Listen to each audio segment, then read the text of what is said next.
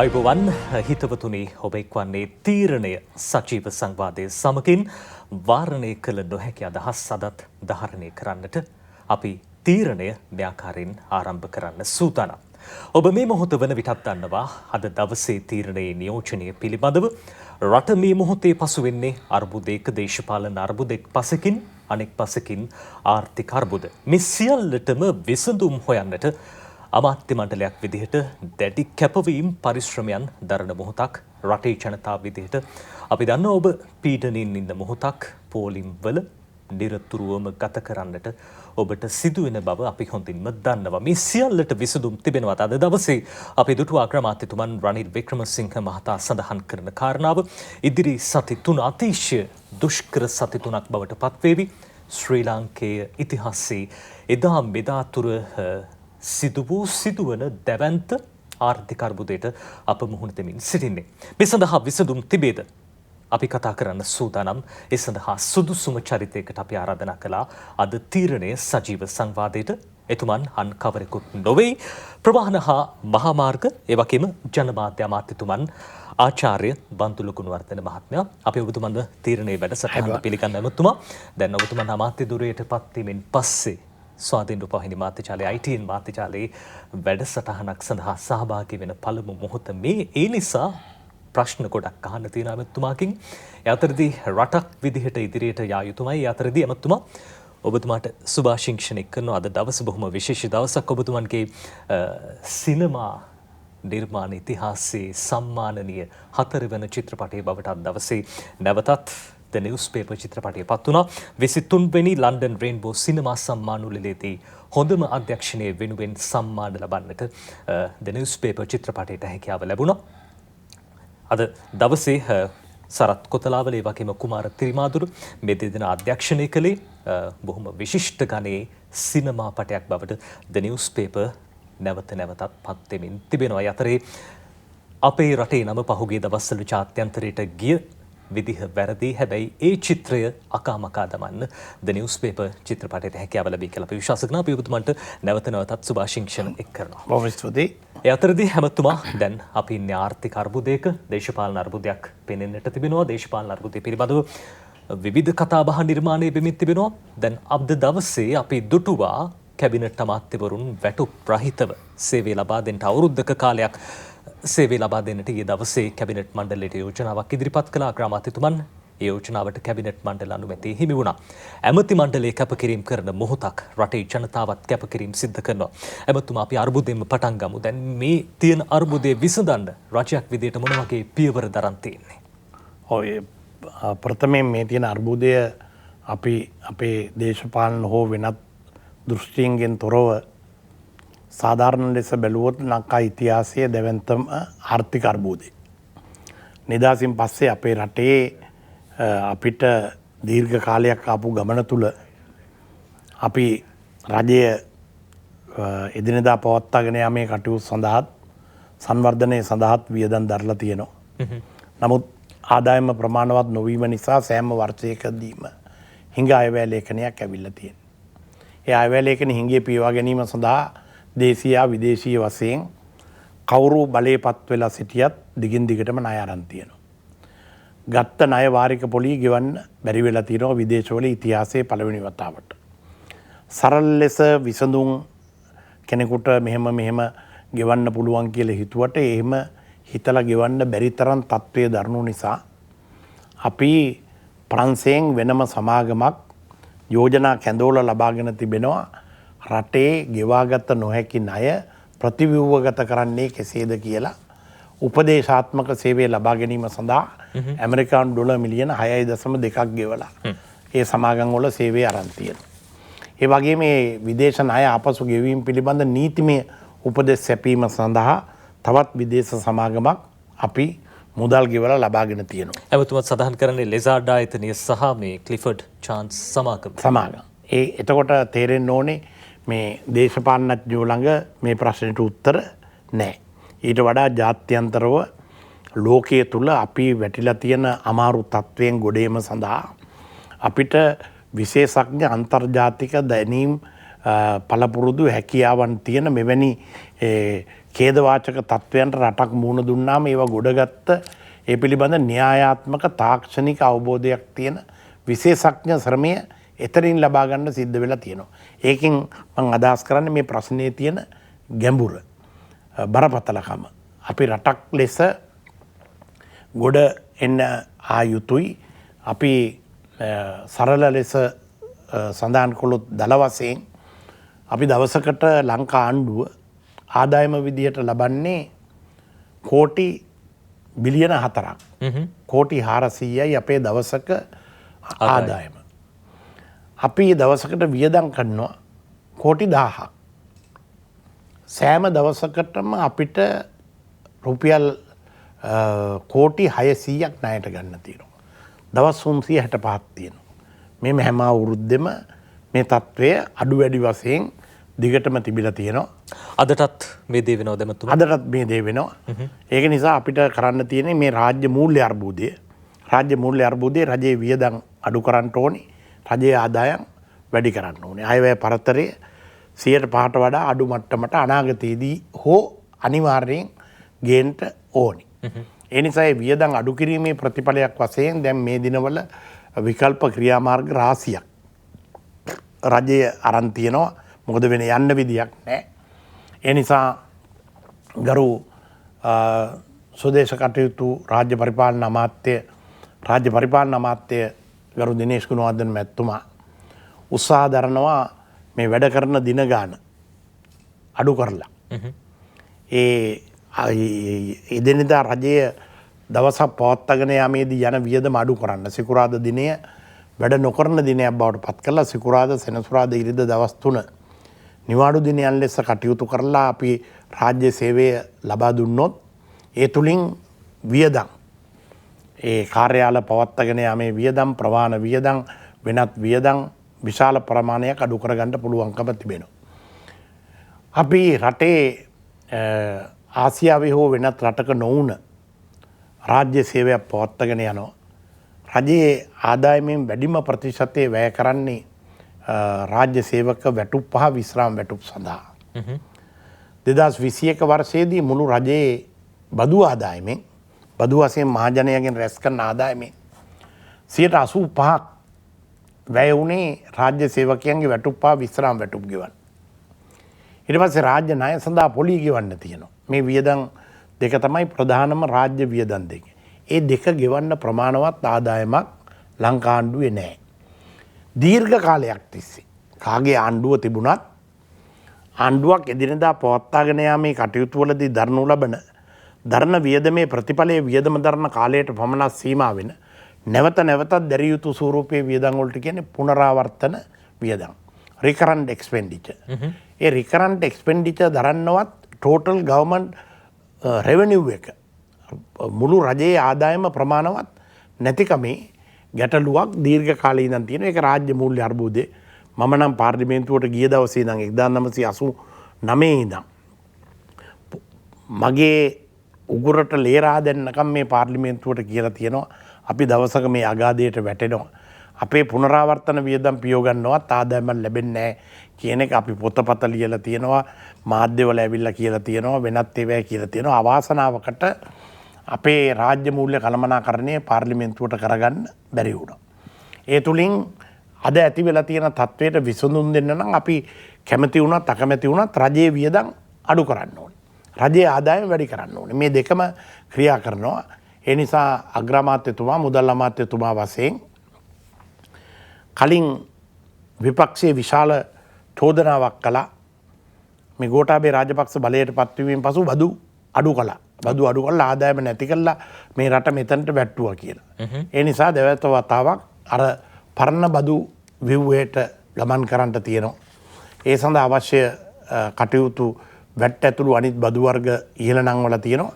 නමුත් 2019 තිබුණු මට්ටමට වඩා අඩු මට්ටමකින් තමයි ඒ බදු වැඩි කිරීම කරලා තියෙන්නේ. අද දවසේ පාර්ලිමේන්තුවේදී ඇමතුමා මේ අග්‍රාමාත්‍යතුමන් සඳහන් කරනවා 2019 බදු අහෝසි කිරීම නිසා රුපියල් බිලියන 6.6ක ආදායමක් අහිමි වුණා කියලා. ඔව් ඇත්ත. එහෙම බදු අඩු කිරීම නිසා අහිමි වුණා.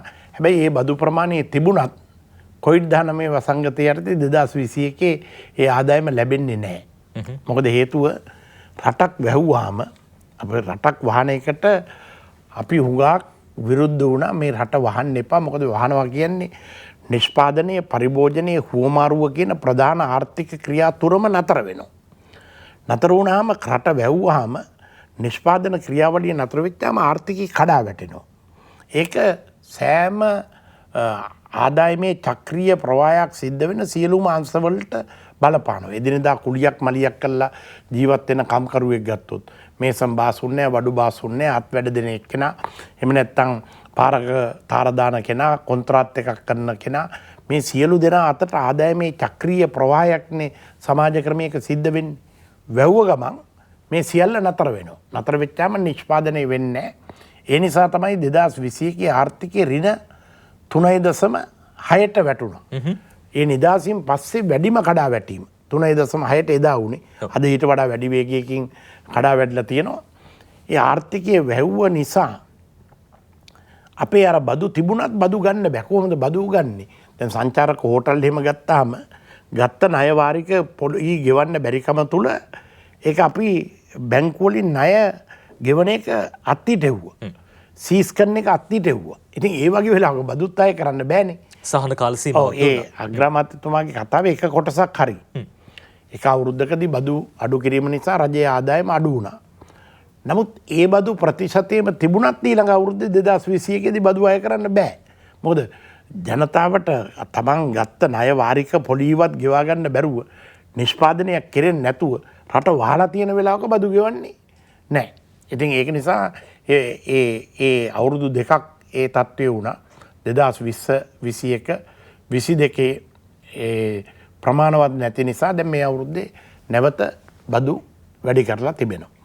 ඊළඟට ඇමතිවරු වැටුප් නොගෙන වර්ෂයක් වැඩි කිරීම කියන්නේ ඒක සංකේතාත්මක වශයෙන් පිරිමැසීම පිළිබඳ ආදර්ශයක් සපයන්නේ. හැමෝම කැපකිරීම කළ යුතු වෙන අවස්ථාවක අපි කුඩා කැබිනට් මණ්ඩලයක් පත් කරගෙන ඒ වියදම පුළුවන් තරම් අඩු කරලා රාජ්‍ය වියදම් අප රට වෙනුවෙන් කැපකිරීමක් කරන්න අවශ්‍ය වෙනවා. සෑම රාජ්‍ය සේවකයෙක් රාජ්‍ය අංශයේ ඉන්න අය සියලු දෙනාමත් අනිකුත් රාජ්‍ය වියදම් දරන පාර්ශවත් වියදම් අඩු කිරීම පිළිබඳ විශාල උත්සාහයක් දරනවා. මම හිතන්නේ තව වියදම් කපා හැරලා සියලුම අමාත්‍යාංශවල දැන් මගේ අමාත්‍යාංශය ගත්තොත් ප්‍රවාහන අමාත්‍යාංශය මහා මහාමාර්ග අමාත්‍යාංශයේ විශාල වියදමක් මම්මාවත් ඉදි කරන්න දරලා තියෙනවා. සංවර්ධන වැඩ කටයුතු. ඔව්. ඉතින් ඒකේ ඒ ප්‍රමාණයටම කරන් යන්න පුළුවන් කමක් ඇති වෙන්නේ නැහැ. මොකද ඉදිරියේදී යන අයවැය ප්‍රතිශෝධනයේ මගින් සමහර ප්‍රාග්ධන වියදම් තුනී කරලා හෝ කපා හැරලා ඒ තුලින් මාරු කරගන්න සල්ලි විතෙන් කරගන්න මුදල් වඩාම පීඩාවට පත්වෙන ජන කොටස් වලට දැන් අපි දන්නවා මේ රටේ පොදු ජනතාවට දරාගත නොහැකි බඩු මිලක් තියෙනවා. අසාමාන්‍ය ලෙස අත්‍යවශ්‍ය පරිභෝජන භාණ්ඩ ඇතුළු දේවල් වල මිල වැඩි වෙනවා. ඒ කොටස් වලට සේෆ්ටි නෙට් එකක් ආරක්ෂිත දැලක් එලීම සඳහා ප්‍රතිශෝධන මගින් විශේෂයෙන් අඩු ආදායම්ලාභී දිලිඳු ජන කොටස් වලට සාන සැලසීම සඳහා වැඩපිළිවෙලක් ඉදිරිපත් කරන බව තමයි අද අග්‍රාමාත්‍යතුමා පාර්ලිමේන්තුවට පැහැදිලි කරේ. හොඳයි එතුමා දැන් ඔබතුමා සඳහන් කරන කාරණාව දැන් රාජ්‍ය ආදායමට වඩා වියදම වැඩි දැන් ඒ දේවල් කළමනාකරණය කරගන්න අතරදී සාමාන්‍යයෙන් මාසයකට රටට ඉන්ධන ආනයනය කරන්න ඩොලර් මිලියන 500ක මුදලක් වැය වෙනවා. මේක දෛනිකව ගත්තොත් එහෙම විශේෂයෙන් අති විශාල මුදලක්. ඒ අතරදී ඩොලර් මිලියන 3300ක් ඉදිරි මාස 6 වෙනුවෙන් හොයාගන්න වෙනවා ඉන්ධන ආනයනය කරන්න. ඒ පමණක් නෙවෙයි අපි දන්නවා ගෑස් ගෙන්ව ගන්න ලොකු ප්‍රශ්නයක් ගැටලුවක් වෙලා තියෙනවා. ඩොලර් මිලියන 40කට අධික මුදලක් අවශ්‍ය වෙනවා සාමාන්‍යයෙන් මාසයකට. ඉදිරි මාස 6ට ඩොලර් මිලියන 250ක් දැන් රජය සතු වගකීම් සහ ජනතාව වෙනුවෙන් බැඳී සිටින තත්ත්වය මේ තමයි ඉදිරි කාලයේදී මුහුණ දෙන්න තියෙන දේවල්. මේ වියදම් කොහොමද ඇමතුමා කළමනාකරණය කරගන්නේ? සැලැස්මක් තියනවද? ජාත්‍යන්තර මූල්‍ය අරමුදලට යනවා කියලා සඳහන් වෙනවා සහ ඒ ආධාර ලැබෙනවා. මේ දැන් අපි ඉස්සෙල්ලා සඳහන් කළ අර්බුදේ රුපියල් අර්බුදේ. ආදායම වියදම අතර වෙනස, ණය ගන්න සිද්ධ වීම, ඒ ණය වාරික පොලිය ගෙවන්න බැරි වීම කියන අර්බුදය අපි ගොනු කළොත්, ලඝු කළොත්, සංක්ෂිප්ත කළොත් ඒ කියන්නේ රාජ්‍ය මූල්‍ය අර්බුදය. දැන් ඔය ඔබ දෙවනුව කතා කරන්නේ විදේශ විනිමය අර්බුදය. රට සල්ලි පිළිබඳ අර්බුදය. රටින් බාහිරව තියෙන ආයාත නිර්යාත අතර පවතින අර්බුදය. මේකත් දීර්ඝකාලීන අර්බුදයක්. මේ අර්බුදය දීර්ඝ කාලික පටන් තියෙනවා කියන එක මේ විෂයානුබද්ධ අවබෝධයක් නැති කෙනෙක්ට තේරුම් කරන්න මට පුළුවන්කම තියෙන්නේ. අපිට නිදහස ලැබෙනකොට ඩොලරයක් සඳහා අපි කිව්වේ රුපියල් 4.57යි. ඒ කියන්නේ රුපියල ශක්තිමත්. විදේශයකින් ඩොලරයක් වටින භාණ්ඩ ගේනකොට අපි ඒ කාලේ ගෙවන්නේ 4.57යි. ඒ කාලේ පැවතුනේ ස්ථාවර විනිමය අනුපාත ක්‍රමයක්. විනිමය අනුපාතය විචල්්‍ය වෙන්නේ නැහැ, වෙනස් වෙන්නේ නැහැ. එක්ස්චේන්ජ් රේට් එක ෆික්ස් කරලා තියෙනවා. එතකොට 1977 වෙනකොට 48 58 68 78 වෙනකොට රුපියල් 8යි ඩොලරයකට ගෙවන්නේ. ඒ කියන්නේ විදේශයකින් අලල් උණු මිරිස් පරිප්පු තෙල් ගේනකොට ඩොලර් එකක් වටින එකට අපි ගෙවන්නේ රුපියල් 8යි. 1977 නොවැම්බර් මාසේ 15 වෙනිදා මධ්‍යම රාත්‍රියේ 12ට රෝනීදමෙල් මුදල් අමාත්‍යතුමා යෝජනා කළ අයවැය ලේඛනයෙන් අද මධ්‍යම රාත්‍රියේ 12 සිට විනිමය අනුපාතය ඒකීයකරණය කරනවා. බිවිස අහෝසි වෙනවා, පරිවර්ත රුපියල් අහෝසි වෙනවා. එක විනිමය අනුපාතයේ තියෙන ඩොලරේ 16යි. එක පාට 8 16යි. එතකොට නොවැම්බර් 15 වෙනිදා උදේ රුපියල් 8ට ගත්ත භාණ්ඩයකට නොවැම්බර් 16 වෙනිදා ගෙවන්න වුණා අපිට රුපියල් 16ක්. එදා ඉඳන් අපි නිදාසේ ආනයන අපනයන කළා. හැබැයි හැමදාම කළේ අවාසියට. එදා ඉඳන් දිගටම සංඛ්‍යා දත්ත ආරම්භ බැලුවොත් අපේ රට ඇතුළට ගලා එන මුදල් ප්‍රමාණය අඩුයි, රටින් පිටට ගලා යන මුදල් ප්‍රමාණය වැඩි. අර ඔබතුමාගේ නිර්වචනයට අනුව මේ එදා ඉඳන් දොයි වැරද්ද උනේ. ඔව් දිගටම. ඒ කියන්නේ අපේ මේක ගෙවුම් ශේෂ අර්බුදය. මේක 1989 මාර්තු මාසේ 20 වෙනිදා තමයි මම පාර්ලිමේන්තුවේ මගේ මංගල කතාව කරලා තියෙන්නේ. මේ මංගල කතාවේදී මම මේක ඉතා පැහැදිලිව විග්‍රහ කරලා කියනවා මේක තමයි ප්‍රධාන අර්බුදය, මේක තමයි දවසක රට අනාගතයේදී මූණ දී ගන්න බැරි වෙන්න ඇති වෙන අර්බුදය කියලා. මේ ටික අපි දිගටම කියලා තියෙනවා. දැන් මේ මම අවසාන වශයෙන් ලියපු කෘතිය ගත්තොත් මේ ආර්ථික ආසනාසිය, මේ ආර්ථිකයේ දිගින් දිගට කඩා වැටෙන අයුරු ලියලා ඊට පස්සේ මම මෙහි පරිච්ඡේද වශයෙන් ගත්තොත් ඒ පරිච්ඡේදවල ලියලා තියෙන පටුනේ මම පරිච්ඡේද ටික පමණක් මේ කියවන්න කැමති ඔබට. මේක එක පරිච්ඡේදයක තියෙන්නේ රාජ්‍ය ණය අර්බුදයේ උග්‍රවීම, රාජ්‍ය ණය පැටව් ගසීම, ණය පොලී පිරිවැය අසාමාන්‍ය ලෙස ඉහළ යාම, කොටස් වෙළඳපොළ කඩා වැටීම, රාජ්‍ය සේවකයන් හා කම්කරුවන්ගේ මූර්ත වැටුප් පහත වැටීම, ජාත්‍යන්තර වෙළඳාමේ අර්බුදය, ශ්‍රී ලංකා රුපියලේ දරුණුතම කඩා වැටීම, රට සතු විදේශ වත්කම් පහත වැටීම, කොවිඩ්-19 වසංගතයේ ආර්ථික ප්‍රතිවිපාක අභියෝග. දැන් මේ තමයි අපි දිගින් දිගටම අපි දන්න ශාස්ත්‍රයේ අවාසනාවට මිනිස්සු අපිට කිව්වේ අපිට අපි කියන එක කවුරුවත් මාධ්‍යවත් පාර්ලිමේන්තුවත් කවුරුවත් පිළි නොගත්තා මෙහෙම වෙනවා කියන එක. මොකද මේක ඇත්තටම ප්‍රායෝගිකව වෙන්න ඕනේ දෙයක්. රටට ගලා එන මුදල් ප්‍රමාණයට වඩා රටින් පිට ගලා යන මුදල් ප්‍රමාණය වැඩි වෙනකොට ඒ රුපියල කඩා වැටෙනවා. ඊට පස්සේ මහින්ද රාජපක්ෂ මැතිතුමා රට බාර ගන්නකොට 2005 දී ඩොලරයකට ගෙව්වා 105ක්. එතුමා අවුරුදු 10ක් රට ආණ්ඩු කරලා බාර දෙනකොට 131යි ඩොලරේ. 2015 ඉඳන් මේ ප්‍රශ්නේ තව උග්‍ර වුණා විදේශ විනිමය අර්බුදේ. ඒ වෙලාවේදී අපි මේ අර්බුදයට මුහුණ දෙන්න බැරුව රුපියල ආරක්ෂා කිරීම සඳහා ලෝක වෙළඳපොලේ තෙල් මිල අඩු වෙලා, යකඩ මිල අඩු වෙලා සියලුම දේවල් වල වාසිදායක තත්ත්වයක් තිබිලත් ඒ 2015 වර්ෂයේදී විතරක් රුපියල බේරගන්න අපි ඩොලර් පුච්චලා තියෙනවා ඇමරිකානු ඩොලර් බිලියන 3ක්. 2016 15 16 17 කියන අවුරුදු තුනේදී රුපියල ඒ මට්ටමේ තියාගන්න කියලා දිනපතා ඩොලර් නිකුත් කළා ඩොලර් පුච්චලා තියෙනවා ඇමරිකානු ඩොලර් බිලියන 5ක්. ඊට පස්සේ ඒක බොරොත්තු දෙන්නේ නැති නිසා මේ අර්බුදය වසන් කරලා තියාගන්න හම්බන්තොට වරාය වික්කා. උපනූපන් පරම්පරාවන්ට අයිති වෙන්න ඕනේ හම්බන්තොට වරාය කීයද විකුණලා ගත්තේ? ඇමරිකානු ඩොලර් බිලියන 1.4යි. එතකොට ඒකත් මදි වෙනකොට ජාත්‍යන්තර මූල්‍ය අරමුදලට ගියා. යහපාලන රජය යටතේ මංගල සමරවීර මුදල් අමාත්‍යවරයා රවි කරුණානායක මුදල් අමාත්‍යවරයා මේ අය ගිහිල්ලා ගත්තා ඇමරිකානු ඩොලර් බිලියන 1.5ක් ජාත්‍යන්තර මූල්‍ය අරමුදලෙන්.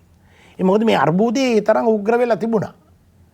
තිබෙන අර්බුදය කොවිඩ්-19 වසංගතයෙන් පසුයි අපි අර ජාත්‍යන්තර වෙළඳපොළට ගිහිල්ලා ණය නොගැනීමත් හේතු කොටගෙන දරාගත නොහැකි අර්බුදයක් බවට පරිවර්තනය වුණා. ඒකයි සිද්ධ වෙච්ච ඇත්ත කතාන්දරය.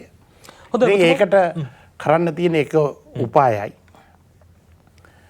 අපි මොන ක්‍රමයෙන් හරි රටින් පිටට ගලා යන විදේශ විනිමය ප්‍රමාණයට වඩා රට ඇතුළට ගලා එන මුදල් ප්‍රමාණය වැඩි කර ගැනීම සඳහා දන්න සියලු උපාය උපක්‍රම පාවිච්චි කිරීම තමයි රටක් වශයෙන් අවශ්‍ය වෙන දේ.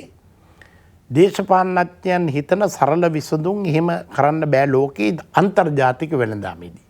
අපි මේ කරන ඒවා අපිට මේ රටකින් එන සල්ලි රටෙන් යන සල්ලි හොරකම් කරලා ගන්න බෑ. මොකද ලෝකයේ ජාත්‍යන්තර ගණදෙනු සිද්ධ වෙනකොට ජාත්‍යන්තර මූල්‍ය අරමුදල මේ යන ඒවා එන ඒවා හරියට තිතට ලියන්න වෙනම වැඩසටහනක් සකස් කරලා තියෙනවා. අන්තර්ජාතික ගෙවුම් තුලාව කියලා එකකට හරහා බැර වශයෙන් මේවා එන යන ඒවා සටහන් කරන්නම ඕනේ සම්මත ප්‍රමිතියට අනුව. ඒ පිළිබඳ වගකීම තියෙන්නේ ජාත්‍යන්තර මූල්‍ය අරමුදලේ ශ්‍රී ලංකා නියෝජිත කාර්යාලයක් තියෙනවා ශ්‍රී ලංකා මහ බැංකුව ඇතුලේ. මහ බැංකුව තමයි මේ වගකීම් දරන්නේ.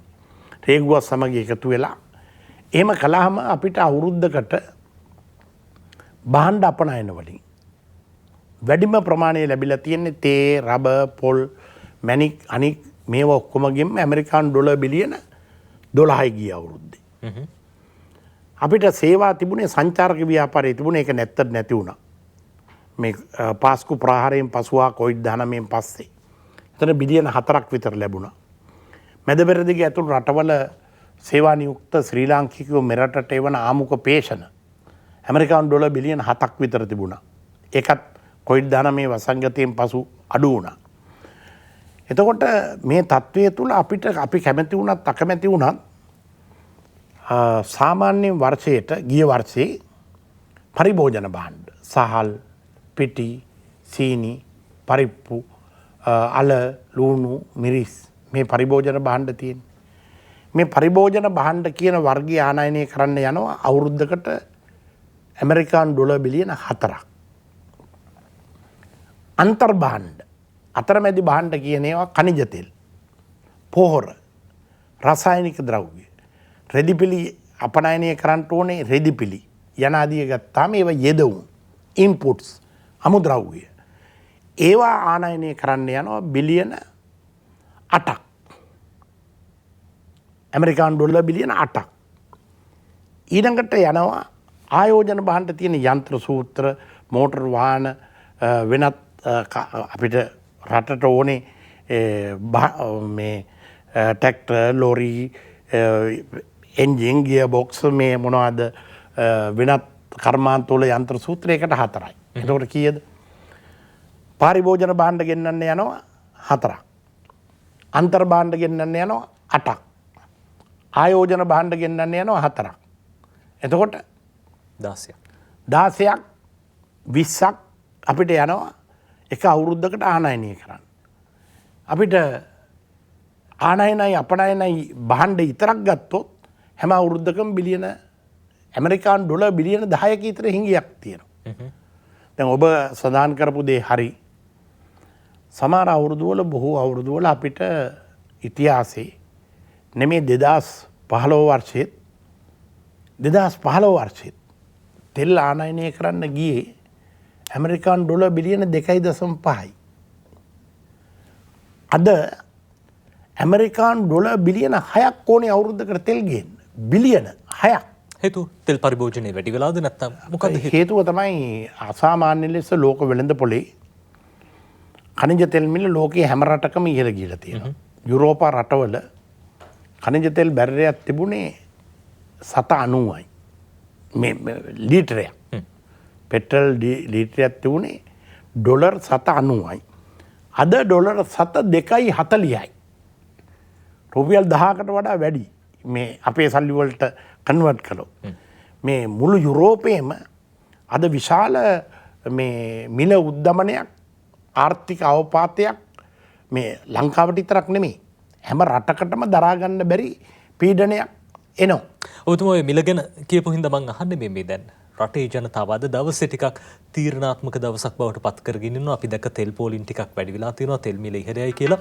ඊ දවසේ කැබිනට් මණ්ඩලයේදී පිළිබඳව තීන්දුවක් ගත්තද? නෑ කිසිම ඒ පිළිබඳ සාකච්ඡාවක් වුණේ නෑ කැබිනට් මණ්ඩලයේ මිල වෙනස් කිරීම පිළිබඳ. ඉතින් දැන් මේ බොරදියේ බානුපාන ඒවත් තියෙනවනේ. මේ ලෝක වෙළඳ පොලේ තියෙන තත්ත්වය අනුව අද අන්තර්ජාලයට ගිහිල්ලා බැලුවොත් කාටවත් බොරු කරන්න බෑ. හැමතැනම ලෝක වෙළඳ පොලේ khනිජ තෙල් මිල වැඩි වෙනවා. ගෑස් මිල වැඩි වෙනවා. පෝර මිල වැඩි වෙනවා. යුක්‍රේනය හා රුසියාව අතර යුද්ධයක් හටගෙන තියෙනවා. ප්‍රංශය, ජර්මනිය, යුරෝපා රටවල් ඔක්කොම සලිත වෙලා තියෙනවා. මොකද තමන්ගේ ඉතිහාසයේ කවදාක්වත් නොවූ විරල ලෙස ඔවුන්ගේ භාණ්ඩ මිල වැඩි වෙලා භාණ්ඩ හිඟියක් ඇති වෙලා තියෙනවා. අවාසනාවකට අපේ රටේ අය හිතන්නේ අපිට විතරයි මේ සිද්ධිය සිද්ධ වෙලා තියෙන්නේ කියලා. COVID-19 පස්සේ මුළු ලෝකයේම ආර්ථික සමාජ දේශපාලන වටපිටාව සම්පූර්ණයෙන් උඩු යටිකුරු වෙලා තියෙනවා. දැන් අපේ මාධ්‍ය ආයතනවල ඔබතුමන්ලගේ යුතුයකමක් හා වගකීමක් තියෙනවා. අද මොකද්ද දැන් මේ දිනවල බංග්ලාදේශයේ ඇති වෙලා තියෙන තත්ත්වය. ඉතියෝපියාවේ ඇති වෙලා තියෙන තත්ත්වය. ඊළඟට යුරෝපයේ ඇති වෙලා තියෙන තත්ත්වය කුමක්ද කියන එක. මොකද ඒක අපේ රටට බලපානවා. ඒ අය විශ්වාස කරනවා ඊට විශාල දුර්භික්ෂයක් ආහාර හිඟියක් ඇති වෙනවා. ලෝක බැංකුව ජාත්‍යන්තර මූල්‍ය අරමුදල ආසියානු සංවර්ධන බැංකුව ඇතුළු ජාත්‍යන්තර කෘෂිකර්ම සංවිධාන සියල්ල කියලා තියෙනවා ආහාර හිඟියක් ඇති වෙනවා කියලා.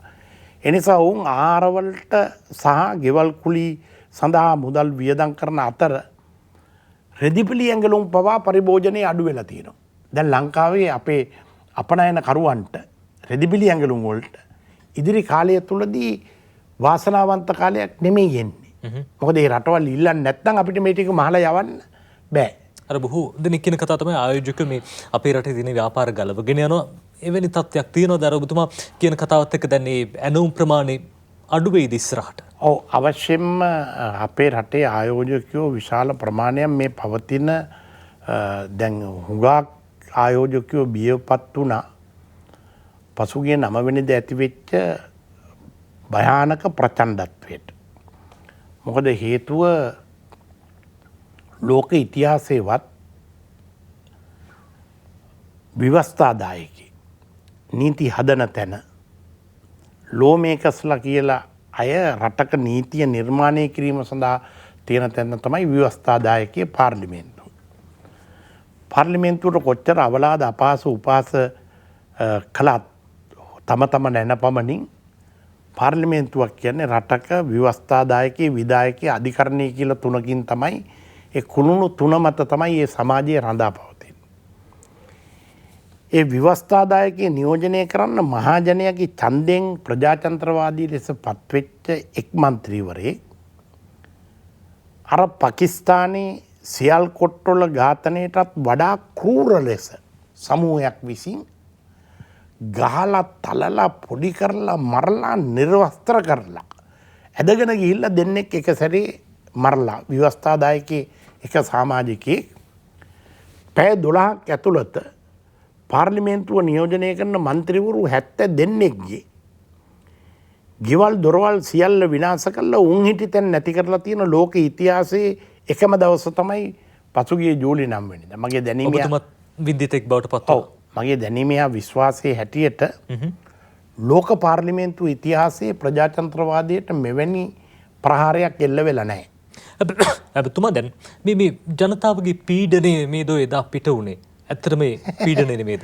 එහෙම පීඩන කොහොමද පිට වෙන්නේ? ඒක කියන්න පුළුවන් හොඳම මෝඩයෙක්ට විතරයි පීඩනේ පිට වුණේ. එහෙම නම් එදා කියන්න පුළුවන්නේ LTT සංවිධානයේ විසින් 13 දෙනෙක් හමුදාවේ මරලා ඒ ආදාන උත්සවයේ තිබුණේ බොරැල්ල කනත්තේ. ඒ දා තමයි ජූලි කලබලය ඇති වෙලා මේ ගෙවල් දොරවල් ගිනි තියලා මිනිස්සු මරලා ලේ විලක් බවට පත් කළේ. එතකොට කිව්ව හැකිනේ එහෙනම් මේ උතුරු නැගෙනහිර 30 අවුරුදු යුද්ධයේ ඇති වුණේ අර හමුදාවේ 13 දෙනා LTT මැරුවේ නැත්තම් එහෙම එකක් ඇති වෙන්නේ නැහැ කියලා. ඒක බුදුම තර කියන්නේ. කොහොමද මේ මුළු ලංකාවෙම ඉන්න සංවිධානාත්මකව ගිහිල්ලා සංවිධානාත්මකව සැලසුම් සහගතව ලෑස්ති වෙලා ඉඳලා කරේ නැත්තම් පැය 12ක් ඇතුළත කොහොමද මන්ත්‍රීවරු 70 දෙනෙකුට උන් හිටිතෙන් නැති කරන්න පුළුවන් වෙන්නේ. එහෙම මහජනයාගේ ප්‍රකෝපය වෙලා හරියට ගෙවල් අඳුරකට ගිහිල්ලා මහජනයා ඇවිල්ලාද ගාලා තියෙන්නේ. නෑ. ඒ ටික දැන් හොයයි අපි ඉල්ලා සිටියා මේ තත්වයේ තුල ත්‍රාසයට බීතියට පත් වෙලා තියෙන්නේ 80 87 අධ්‍යක්ෂින් ලැබපු ව්‍යාපාරිකයෝ කිසි දෙයකට සම්බන්ධ නැති මේ මොනවද පළාත් පාලන ආයතනවල නියෝජිතයෝ දහස් ගාණක් මේ ඔක්කොම ගාන 1000ක් විතර. කොහොමද මේ මහජනයා ඒ ගෙවල්ම හොයාගෙන ගිහිල්ලි වෙලා ඒ ගෙවල් ගිනි තියන්නේ? මොකද්ද මේ අනිත් එක එහෙම කොහෙද තියෙන අයිතියක්? දැන් ඕනේ මිනිස්සෙකුට තමන් කැමති ආගමක් ඇදවුවොත්, තමන් කැමති ජාතියක හිටියොත්, තමන් කැමති කුලයකට අයිති වුණොත්, තමන් වෙන දේශපාලන මතයක් දරුවාම ඒක ගිහිල්ලා කාට හරි රිදුණා කියලා වෙල්ලි ඒක ගිනි තියන්න අයිතිය කොහෙද එහෙම සීලාචාර ලෝකෙක තියෙන්නේ? ඔබතුමන් කියන්නේ මේ කාගේ හරි උසුගැන්වීමක් හින්දා මේ දෙක උසුගැන්වීම නෙමෙයි සංවිධානාත්මකව ත්‍රස්තවාදයක් මේ රටේ 87 89න් පස්සේ දියත් වෙච්ච දරුණු ත්‍රස්තවාදය. අපි සියලු මහජන මන්ත්‍රීවරු මහජන නියෝජිතයන් ආණ්ඩු පක්ෂය විතර නෙමෙයි විපක්ෂයේ සියලුම අයගේ පොදු ඉල්ලීම තමයි මේ පිළිබඳ අර සංසෝනි කොමිසම වගේ 83 ජූලි කලබලයට වගේ සම්පූර්ණ කොමිසමකින් මේ කරුණු සොයා බලා විමර්ශනය කරන්න වෙනවා. අනාගතේ මේ රටේ සාමාන්‍ය පුරවැසියෙක්වත් ඉන්නේ මේ භීෂණය යටතේ. මොකද ඔබ දැන් අපි හිතමු ඉස්ලාම් භක්තිකයෙක්. ඔබට අයිතිය තියෙනවා ඒ තමන් කැමති ආගම අදහන්න. ඔබේ නිවස ළඟට ඇවිල්ලා කණ්ඩායමක් ඔබ ඉස්ලාමිකයෙක් මේමයි කියලා මොකක් හරි හේතුවක් හදාගෙන ඒ ගේ පුච්චලා ගියොත් අනේ ද්‍රවිඩ ගෙදරක් පිච්චුවොත් ඊළඟට ඔබ නීතිඥයෙක් කියලා නීතිඥ ගෙදරක් පිච්චුවොත් ඔබ විනිශ්චයකාරවරයෙක් කියලා විනිශ්චයකාරයෙක් ගෙදර පිච්චුවොත් මිනිමැරුමකට පස්සේ තියෙන ලොකුම අපරාධය තමයි පිළිස්සීම. එතකොට එහෙම තම දරුවන්ගේ පොත්පත් සාහිතික ලියල්ල නැති කරලා ඒ වගේ රටවල් ම්ලේච්ඡ රටවල්. ඒ නිසා අපේ රටේ ආයෝජකයෝ ඉතා විශාල ලෙස බියපත් වෙලා තියෙනවා. මොකද ව්‍යාපාරික ආයතන කිසි දෙයකට සම්බන්ධ නැති ව්‍යාපාරිකයෝ බස් එකක් දීපු මිනිස්සු. එහෙම නැත්නම් වාහනයක ගිය මිනිස්සු. ඒ කිසි දෙයකට සම්බන්ධ නැතුව ගෙදර හිටපු මිනිස්සු. කොච්චර විනාශයක් වෙලා තියෙනවද? මේක තමයි 87 89න් පස්සේ ඇති වෙලා තියෙන විශාලතම ප්‍රචණ්ඩත්වය. ඒ කියන්නේ ප්‍රචණ්ඩත්වයේ තියෙන සමාජයක බියෙන් හා සැකෙන් තොරව තමන්ට කැමති ආගමක් හදාගෙන තමන් කැමති තැනක ජීවත් වෙන්න අයිතිය නැත්තම් ඒ රට හැරලා මිනිස්සු යනවා. ඒක අපිට නතර කරන්න බෑ. හැබැයි තෝම දැන් කෙනෙක් හිතන්න පුළුවන් සහ කෙනෙක් කියන්න පුළුවන් 9 වෙනිදා අර්ලීගහ මන්දිරින් පිටත් වෙච්ච පිරිස ගාලු මෝදරට ගියේ නැත්තම් මේ දේ නොවෙන්න ඉඩ තිබ්බා. මං අර ඒකමනේ කිව්වේ. ඉතින් LTT අර 13 දෙනා මැරුවේ නැත්තම් ඉතින් නොවෙන්න ඉඩ තිබුණා කියලා හදන්න තිබුණා. ඇයි එහෙම මෝඩ තර්ක හදන්නේ? දැන් 13 දෙනෙක් LTT මැරුවේ නැත්තම් මේ LTT මිනිමෙරුන් සිද්ධ වෙන්නේ නැහැ කියලා මතයක් ලෝකෙ පිළිගන්නවද එහෙම? නැහනේ. අනිත් එක මේක කාට හරි රණ්ඩුවක් වෙලා මිනිස්සු කට්ටියකට ගැහුවා කියලා කවුරු හරි වරදක් කළයි කියන්නේ. ඇත්තටම වරදක් වුණා. ඒක වරද අපි ප්‍රතික්ෂේප කරනවා. වරදක් වෙච්චාම තව වරදක් කිසිම සම්බන්ධයක් නැති යට තව වරදක් කළාම ඒක නිවැරදි වෙනවද? එහෙම සමාජ පවතිනවද? දැන් කොහොම හරි දැන් මොකක් හරි සිද්ධියක් වෙලා ගෙදරක රණ්ඩුවක් වෙච්චාම ඒ ගමේ මිනිස්සු ඇවිල්ලා අරගේ පිච්චුවොත් ඒක ඒ ගහගත්තා ඔයා ගැහුවා. ගැහුවන්ද ඔයාගේ ගේ පිච්චුවා. එහෙම කොහොමද කරන්නේ සමාජය? පැහැදිලි. එමතුමා දැන් අරගලය ක්‍රියාත්මකයි තවමත් ගාලු මෝදර එක් අරගලයක් ක්‍රියාත්මක වෙනවා. ඒ අතරදී අර්ලීගහ මන්දිරයේ ඉදිරිපිට තවත් අරගලයක් ක්‍රියාත්මක වෙනවා. දැන් කොළඹ කොටුව ප්‍රදේශයට යන ඕනම කෙනෙක්ට ඒ දකින දර්ශන මේ යුද භූමියකට යනවා වගේ තමයි හැම දිනෙකටම යන්න සිද්ධ වෙලා තියෙන්නේ. පහුගිය කාලේ එහෙම නෙමෙයි නිදහසේ සැරිසරන්න හැකියාව තිබ්බ. හැබැයි මේ දෙක කෙලවරක් තිබිය යුතුයි, නිමාවක් තිබිය යුතුයි. දැන් ආණ්ඩුවක් විදිහට රජයක් විදිහට මොන වගේ පියවරද ගන්න සර්ව සාධාරණව මේ ප්‍රශ්නේ විසඳන්න? ඔය සර්ව සාධාරණව පාර්ලිමේන්තුවේ ඉන්න මහජන නියෝජිතව පාරේ ඇදගෙන ගිහිල්ලා මරණකුණු අනිත් ඔක්කොම 70 දෙන්න කුට ගෙවල් සම්පූර්ණයෙන් ගිනිබත් කරලා යනකුණුත් එකම මරණයක්වත් නොකර රජය කරබාගෙන ඉඳලා තියෙනවා. ඉතින් මේ සඳහා ප්‍රචණ්ඩත්වයෙන් තොර සාධාරණ මනුස්සකමේ සමාජයක් ඇති කිරීම සඳහා නැවත මේ රට ඇතුලේ ප්‍රබුද්ධ සංවාදයක් ඇති වෙන්න ඕනේ. සෑම මිනිසෙකුටම ගෞරවාන්විත මරණයක් හිමි විය යුතුයි කියලා මිනිස්සු විශ්වාස කරනවා නම් ප්‍රචණ්ඩත්වයේ ප්‍රශ්න වලට උත්තරේ කියලා කවුරුවත් විශ්වාස කරන්නේ නැත්නම් සත් සමාජයක් ඇති කර ගැනීම සඳහා ಜಾති ආගම් කුල වර්ණ ලිංග භේද වලින් තොර ප්‍රචණ්ඩත්වයට විරුද්ධ වෙන්න ඕනේ. හැමෝම සාමකාමී ලෙස ඕන කෙනෙකුට උද්ඝෝෂණය කරන්න අයිතිය තියෙනවා, මත ගැටෙන්න අයිතිය තියෙනවා, පාර්ලිමේන්තුවක් ඇතුලේ වාද විවාද කරන්න අයිතිය තියෙනවා. 1989 මම පාර්ලිමේන්තුවට එනකොටත් මේ වගේමයි. හොර පාර්ලිමේන්තුව වර්ජනය කරව. පාර්ලිමේන්තුව ඇතුලේ ඉන්න 225ම හොරු. ඒ නිසා ජේ.ආර්. මරව් පාර්ලිමේන්තු මැතිවරණයට ඉදිරිපත් වෙන අයට දඬුවම් මරණයයි. ඡන්දෙ දෙන්න යන පළවෙනි 5 දෙනා මරනවා. එහෙම ඇත්තටම මැරුවා. මරලි බෙල්ල කියනවා මේ මිනිහ දනිස්සෙන් පහලට දාලා පාරේ ඇදන් ගිහිල්ලා වලලන්න කියලා. මනුස්සකම දනිස්සෙන් පහලට දාලා 60000ක් තරුණ ජීවිත නැති වෙලා. මේ රට ලේවිලක් වෙච්ච ඉතිහාසය අපි ඇස්වලින් දැක්ක අය. අවාසනාවට අපේ ජීවිත කාලවලම නැවතත් ඒක දකින්න ලැබීම තමයි නරක. ඒක අනාගත දරුවන්ට නොදකින්ට තත්වයක් ඇති කරන එක තමයි මේ රටේ සමාජ වගකීම. වෛරයෙන් වෛරය කවදාවත් සංසිඳෙන්නේ නැහැ. බුදුරජාණන් වහන්සේ දේශනා කරලා තියෙන්නේ එහෙමයි. වෛරය මුසපත් වෙලා සමාජයක මිනිසුන් හැසිරුණොත් ඒ සමාජයේ සාමාන්‍ය නිරායුධ අවිහිංසක මිනිසුන්ට ජීවිතය පිළිබඳ සහතිකයක් නැති වෙනවා. හොඳයි එතුමා දැන් ඔබතුමන් ප්‍රවාහන සහ මහා මාර්ග අමාත්‍යතුමන් ජනමාධ්‍ය අමාත්‍ය ධුරයට අමතරව මේ විෂයපතයන් ඔබතුමාට පැවරිලා තියෙනවා. දැන් කෙසේ වෙතත් අපි දන්නවා මේ දිනවල තෙල් ප්‍රශ්න තියෙනවා, පෙට්‍රල් ඩීසල් විශාලම ප්‍රශ්නේ. විශාලම දැවැන්තම ප්‍රශ්නේ අර්බුදයක් බවට පත් වෙලා තියෙන බොහෝ දෙනෙක් යෝජනා කරන එතුමා අපේ රටේ පොදු ප්‍රවාහනයේ ශක්තිමත් වෙලා තිබ්බනම් මේ ගැටලුවට මුහුණ දෙන්නේ නැහැ කියන හැමෝම තනිව තමුගේ මෝටර රථ වලින් කාර්යාල වලට එනවා. මේක දැවැන්ත ගැටලුවක් ප්‍රශ්නයක්. මේ සති දෙකම අපි විශ්වවිද්‍යාලවල ප්‍රවාහනය පිළිබඳ ලොජිස්ටික් පිළිබඳව ඉන්න මහාචාර්යවරු ආචාර්යවරු මේ ක්ෂේත්‍රවල ඉන්න පුද්ගලිකාංශයේ සංඝම් අපේ අමාත්‍යාංශවල නිලධාරීන් ලේකම්වරු සියලු දෙනා සමග පසුගිය සතිය සෙනසුරාදාත් උදේ 9 ඉඳන් රාත්‍රී 6 වෙනකම් සම්පූර්ණ සාකච්ඡා සම්මන්ත්‍රණ වැඩමුළු රාශියක් ඇති කළා. කොහොමද පොදු ප්‍රවාහනය හදිස්සියට දියුණු කරන්නේ? මොකද හේතුව මේක කල් දාන්න බෑ. යතුරු පැදියෙන් ගිය කෙනාට යතුරු පැදියෙන් යන්න අමාරුයි. දරුවෝ පාසල් වෑන් එක්ක පාසලට පිටත් කර දෙමව්පියන්ට පාසලට පිටත් කරන්න අමාරුයි. ඊළඟට වැඩට දිනපතා එන කෙනෙක්ට ඒ බස් ගාස්තුව ගෙවලා එන්න අමාරුයි. ඒ නිසා මේකට තියෙන හොඳම උපාය තමයි පොදු ප්‍රවාහනය දියුණු කිරීම සඳහා ලංගමේ සහ දුම්රිය වහවහම ප්‍රතිසංස්කරණ කිරීම සඳහා අපි දිවා රාත්‍රී නිතරම වෙහෙසෙනවා. අදත් මේ සාකච්ඡාවට එන්න කලින් මේ ක්ෂේත්‍රය පිළිබඳ විද්වත් ඉංජිනේරුවරු 10 දෙනෙක් විතර සමග මම සාකච්ඡාවක් පැවැත්තුවා.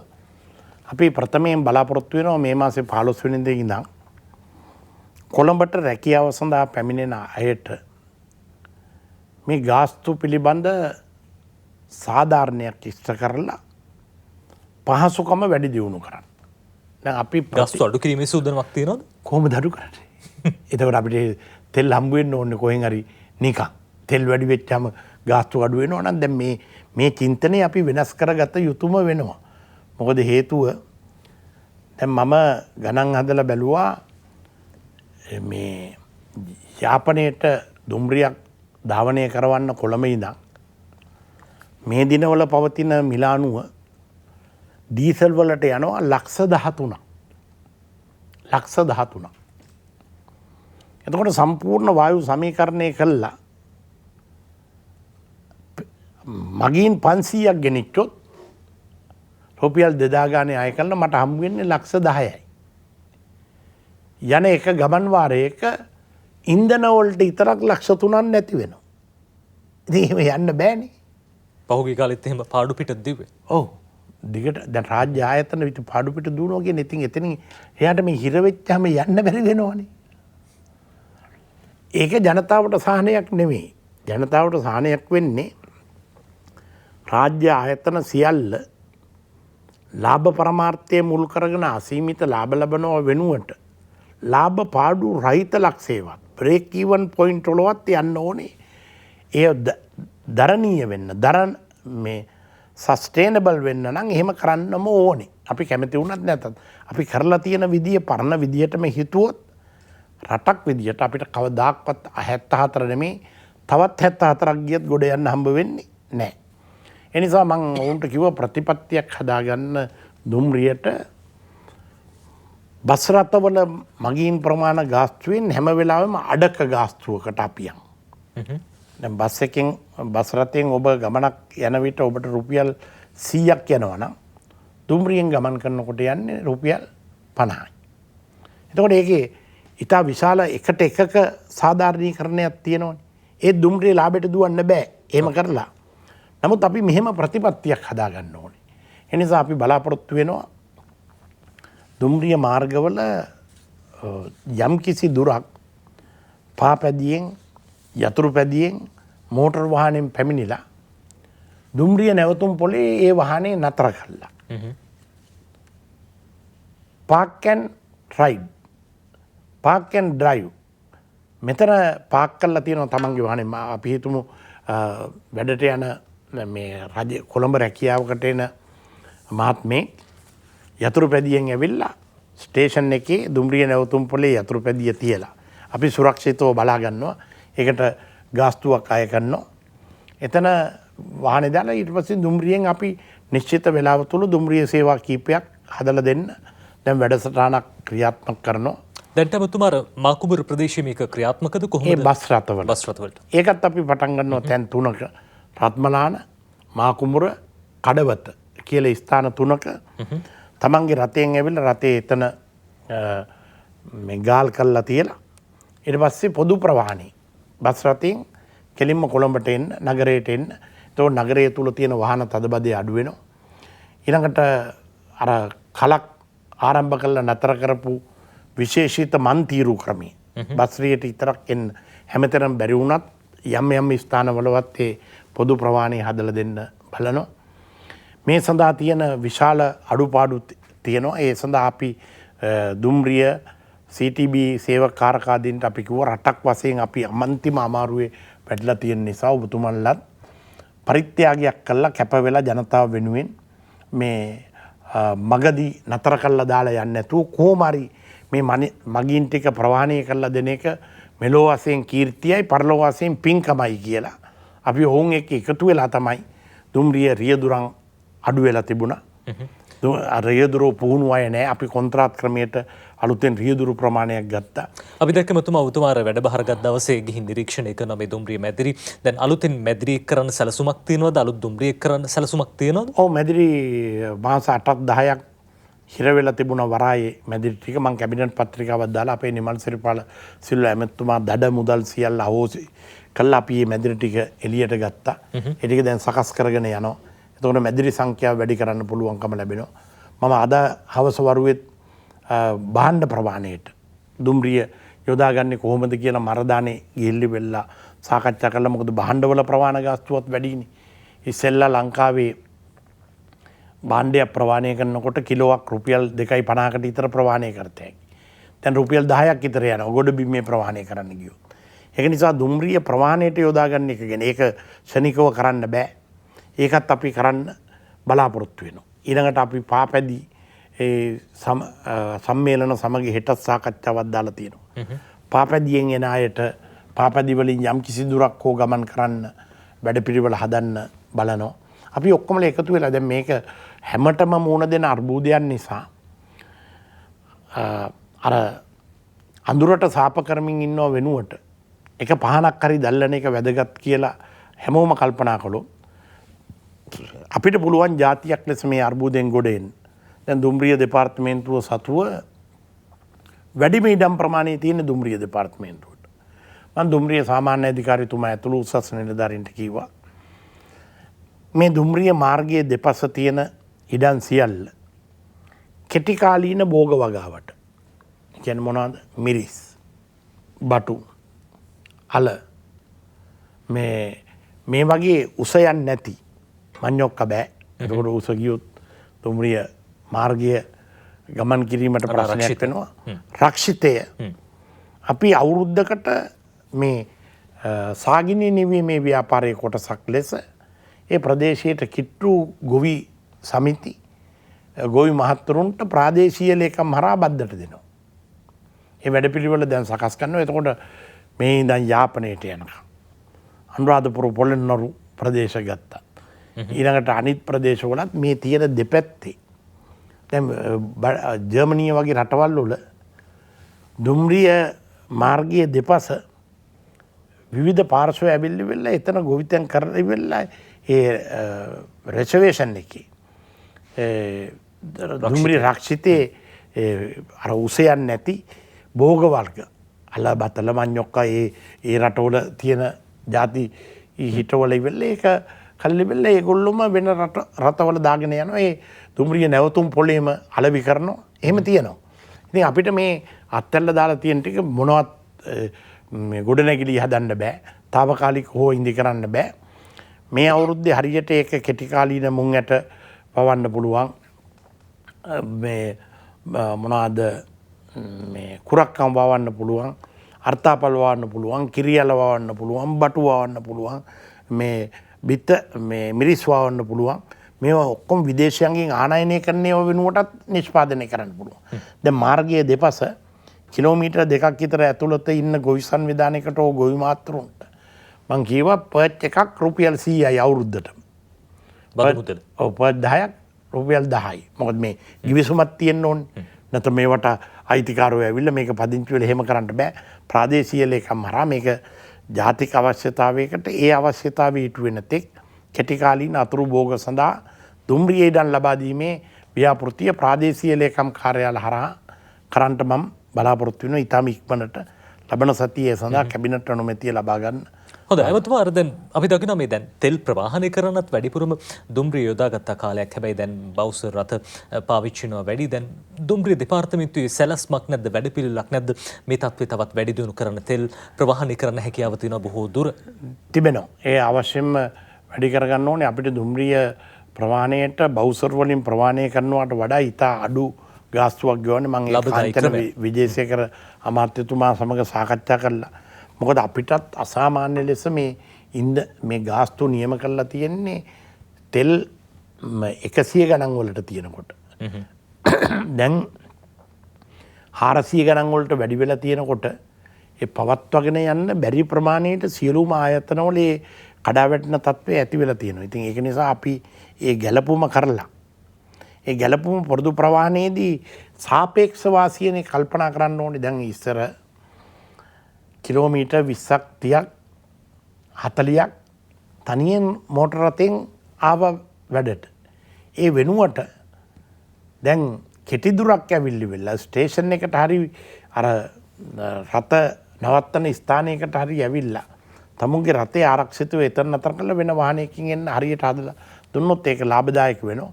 අනිත් එක මම විශේෂයෙන් උනන්දු වෙනවා අර සිසුසැරිය වෙනුවට පාසල් දරුවන්ට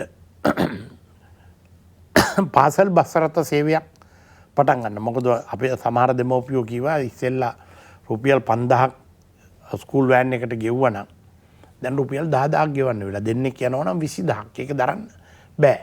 සාමාන්‍ය බස් ගාස්තු ආය කරලි වෙලා පාසල් බස් රථ යොදවන්න පුළුවන් නම් එතකොට අපිට වාහන තදබදෙත් අඩු වෙනවා.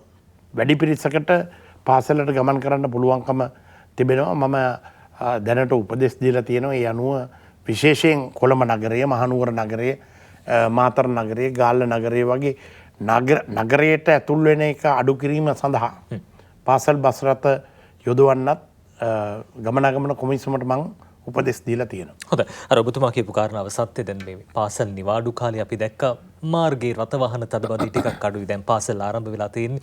ආයි රථ වාහන තදබදි වැඩි වෙලා තියෙනවා. හැබැයි පොදු ප්‍රවාහන සේවය ශක්තිමත් කරොත් මේ තත්ත්වය නැවතත් යථා තත්ත්වයට නැත්නම් මේ මාර්ග තදබදේ අඩු කරගන්න හැකියාවක් තියෙනවා.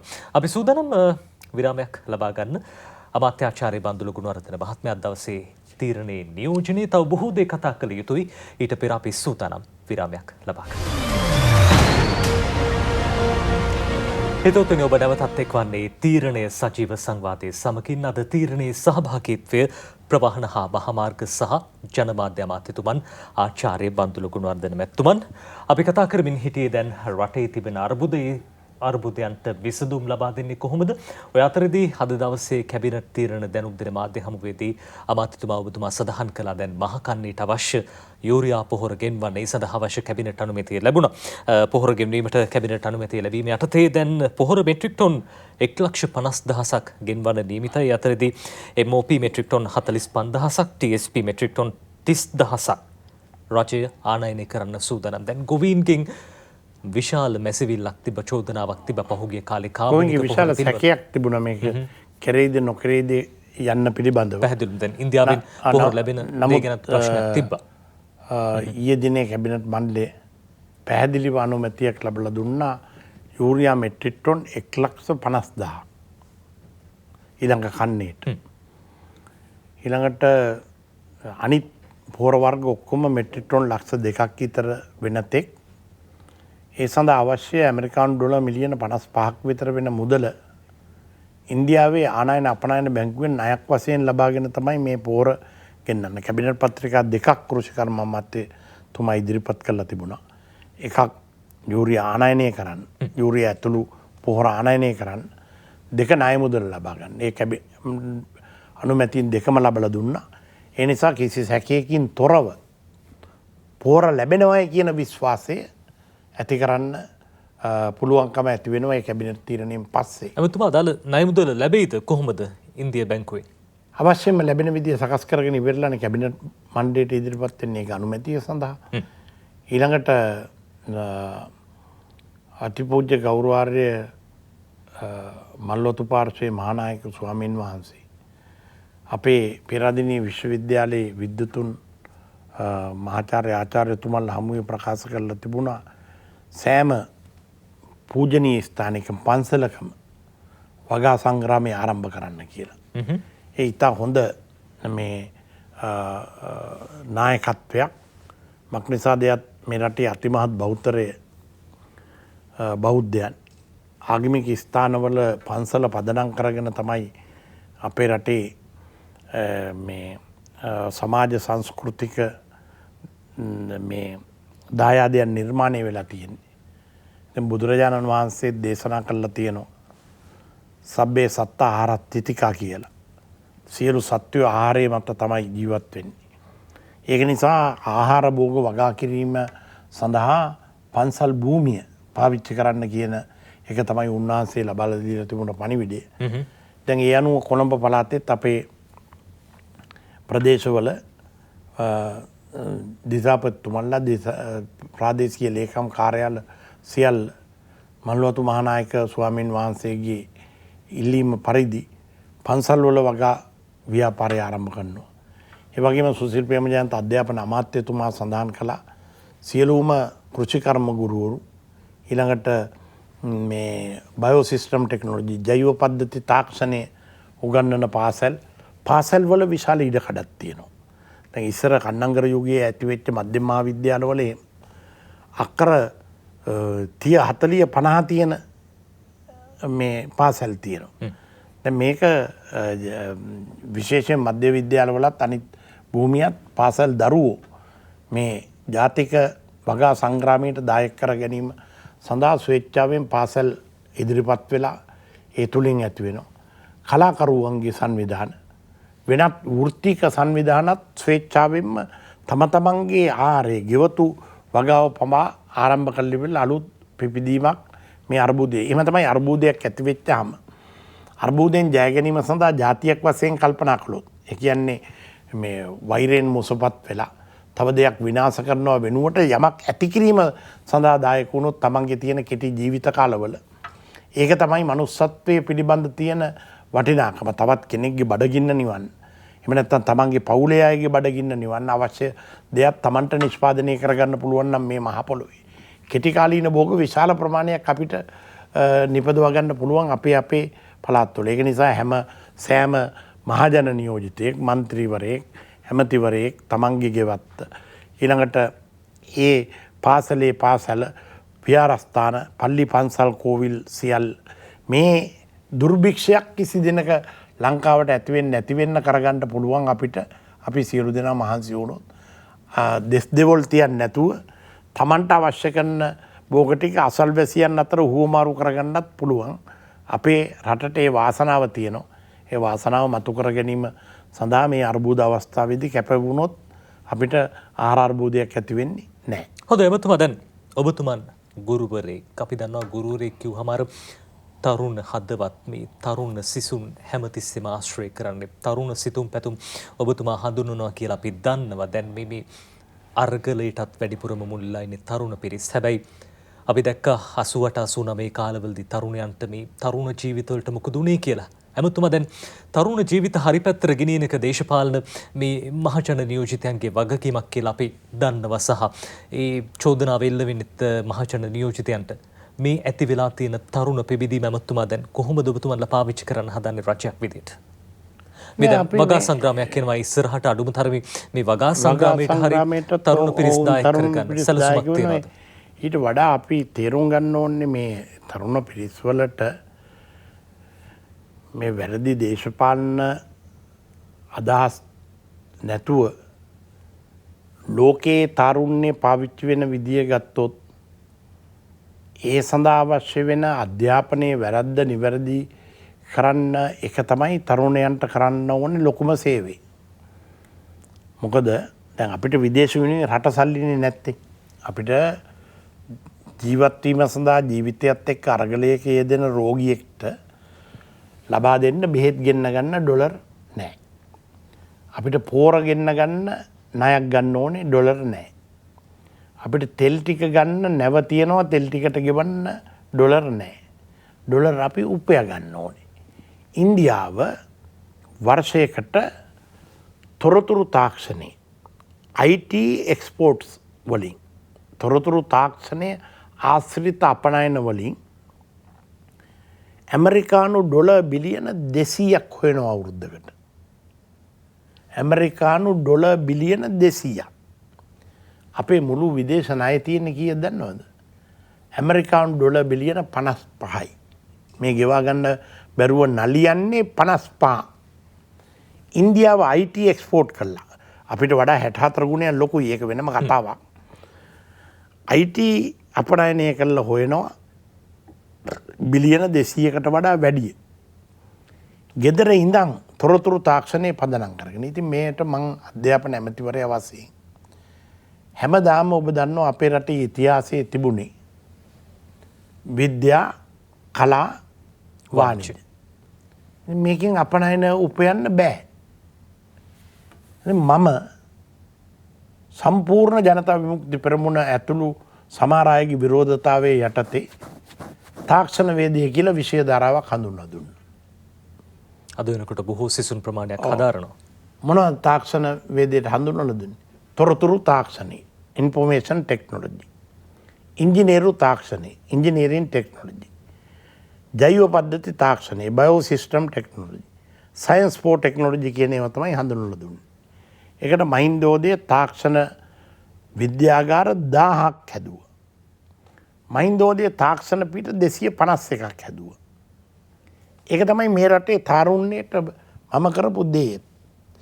විභාගයේ සමත් ජීවිතයේ අසමත් තරුණයෝ තමයි කැරලි ගහන්නේ.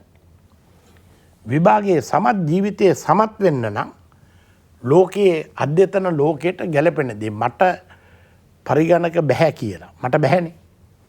අපි ඒක පිළිගන්න ඕනේ. මට වෙබ්සයිට් එකකට ගිහිල්ලා වෙලා මේ ඩිසයින් කරන්න මේ කම්පියුටර් ප්‍රෝග්‍රෑමින් කරන්න මට බැහැ.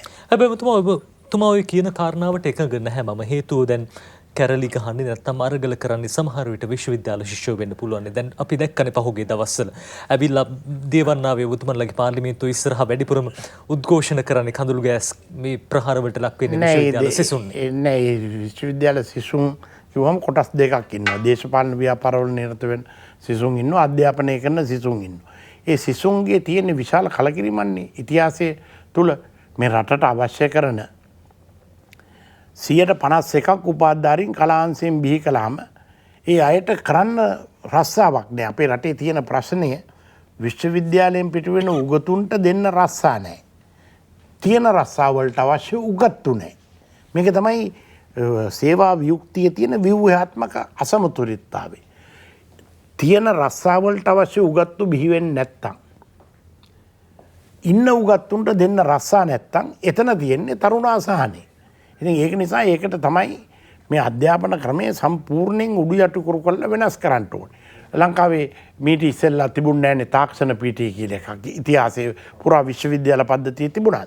ඒක දුන්නේ ආර්ට්ස් ෆැකල්ටි තියෙනවා, මැනේජ්මන්ට් ෆැකල්ටි තියෙනවා, මෙඩිකල් ෆැකල්ටි තියෙනවා. මේ එක එක ෆැකල්ටිස් තිබ්බා. අපිනේ ටෙක්නොලොජි ෆැකල්ටි කියන එකක් ගෙනාවේ. දැන් එතකොට අලුතෙන් තාක්ෂණවේදී උපාධිධාරයාට පුළුවන් දැන් මොරටු විශ්වවිද්‍යාලයේ පටන් අරන් තියෙනවා මහාචාර්ය තුමන්ලා තුමියන්ලා එකතු වෙලා මේ පුල්ස්කැට් කියලා ප්‍රෝග්‍රෑම් එකක්.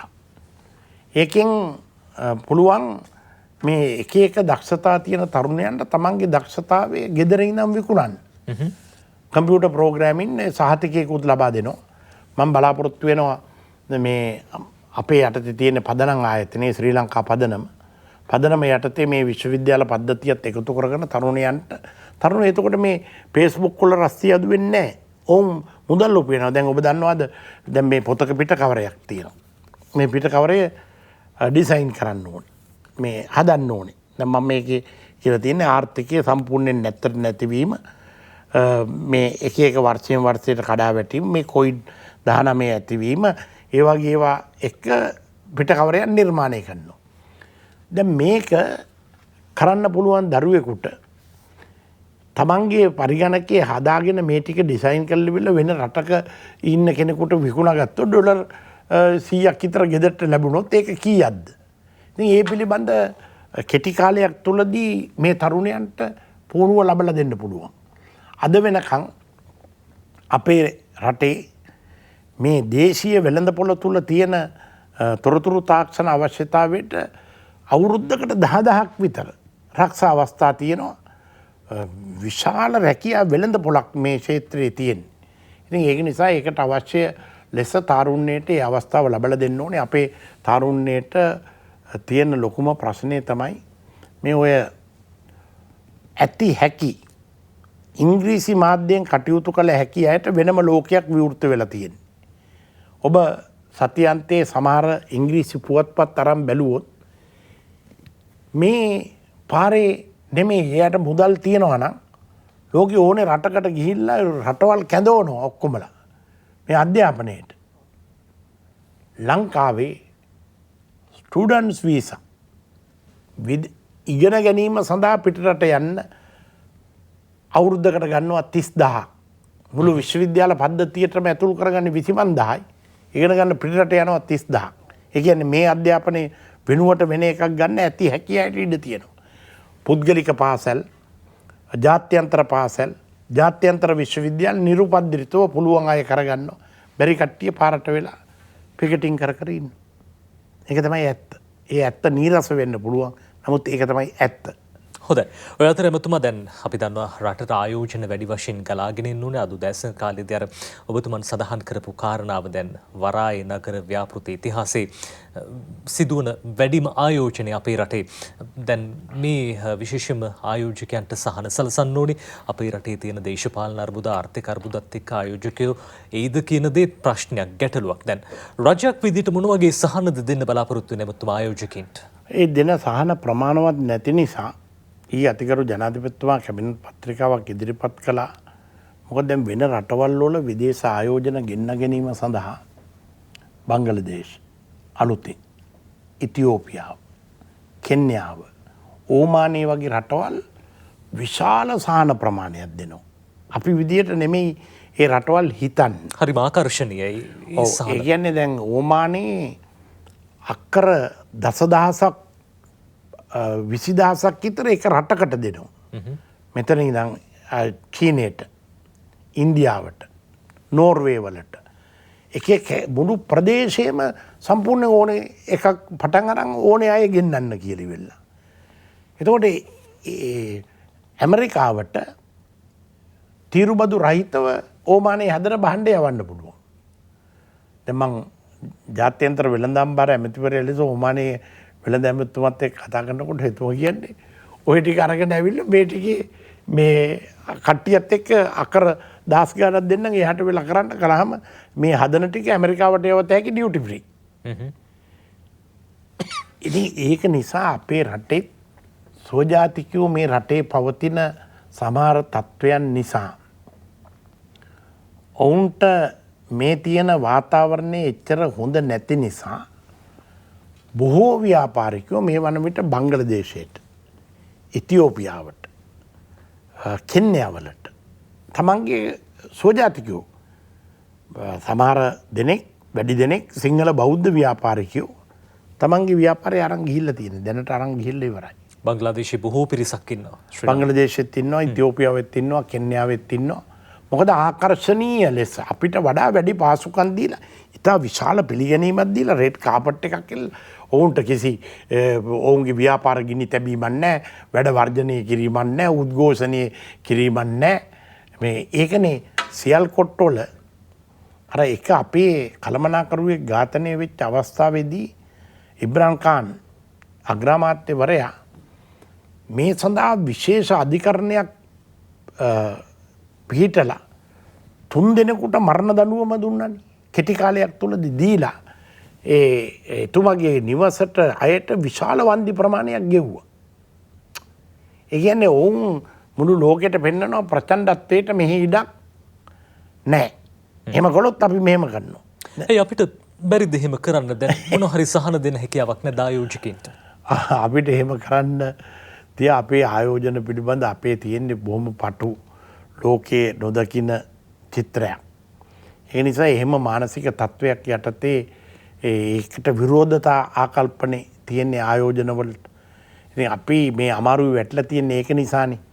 එහෙම නැත්නම් අනිත් රටවල් අනුගමනය කරන ක්‍රමවේද ඉන්දියාව, සිංගප්පූරු, මැලේසියා, චීනය, මේ වියට්නාම් මේ හැම රටකම කරන මෙහෙම කරන්නේ මොකද? අපේ අය ඇයි ඒ රටවලට යන්නේ මෙච්චර සෙනග වැඩ කරන්න කියලා අපි එහෙම හිතන්නේ නැහැ. අපි දැක්කේ කොරක් කර ජේම්ස් පැකර් මේ ලංකාවට එන්න හදනකොට තිබ්බ විරෝධතා ආයෝජකයෝ ලෝකේ පුරාම හරිම අවාසනාවන්ත ලෙස දේශපාලන වශයෙන් නොදියුණු සටන් පාට හා වෛරය පදනම් වීම නිසා අපි රටක් ලෙස මේ අවස්ථාවන් විශාල ප්‍රමාණයක් නැති කරගත්ත ජාතිය. ඒ නිසා අපි ඒක නිසා තමයි අපි වෙනස් වෙන්න ඕනේ, අලුතෙන් හිතන්න ඕනේ. කියන්නේ එහෙම නැති වුණොත් අපිට මීට වඩා අමාරු යුගයකට තමයි පත් වෙන්න තියෙන්නේ. ඒ නිසා තමයි අග්‍රාමාත්‍යතුමා අද පැහැදිලිව පාර්ලිමේන්තුවේදී ප්‍රකාශ කළේ දේශපාලන පක්ෂ, පාට, න්‍යාය පත්‍ර හා ඔවුන්ගේ න්‍යායවල් වෙනම කරමු. රට වැටිලා තියෙන තැනින් ගොඩේම සඳහා ජාතික එකඟතා ප්‍රමාණයක් ඇති කරගමු කියලා. ඒක තමයි එතුමාගේ යෝජනාව වුණේ.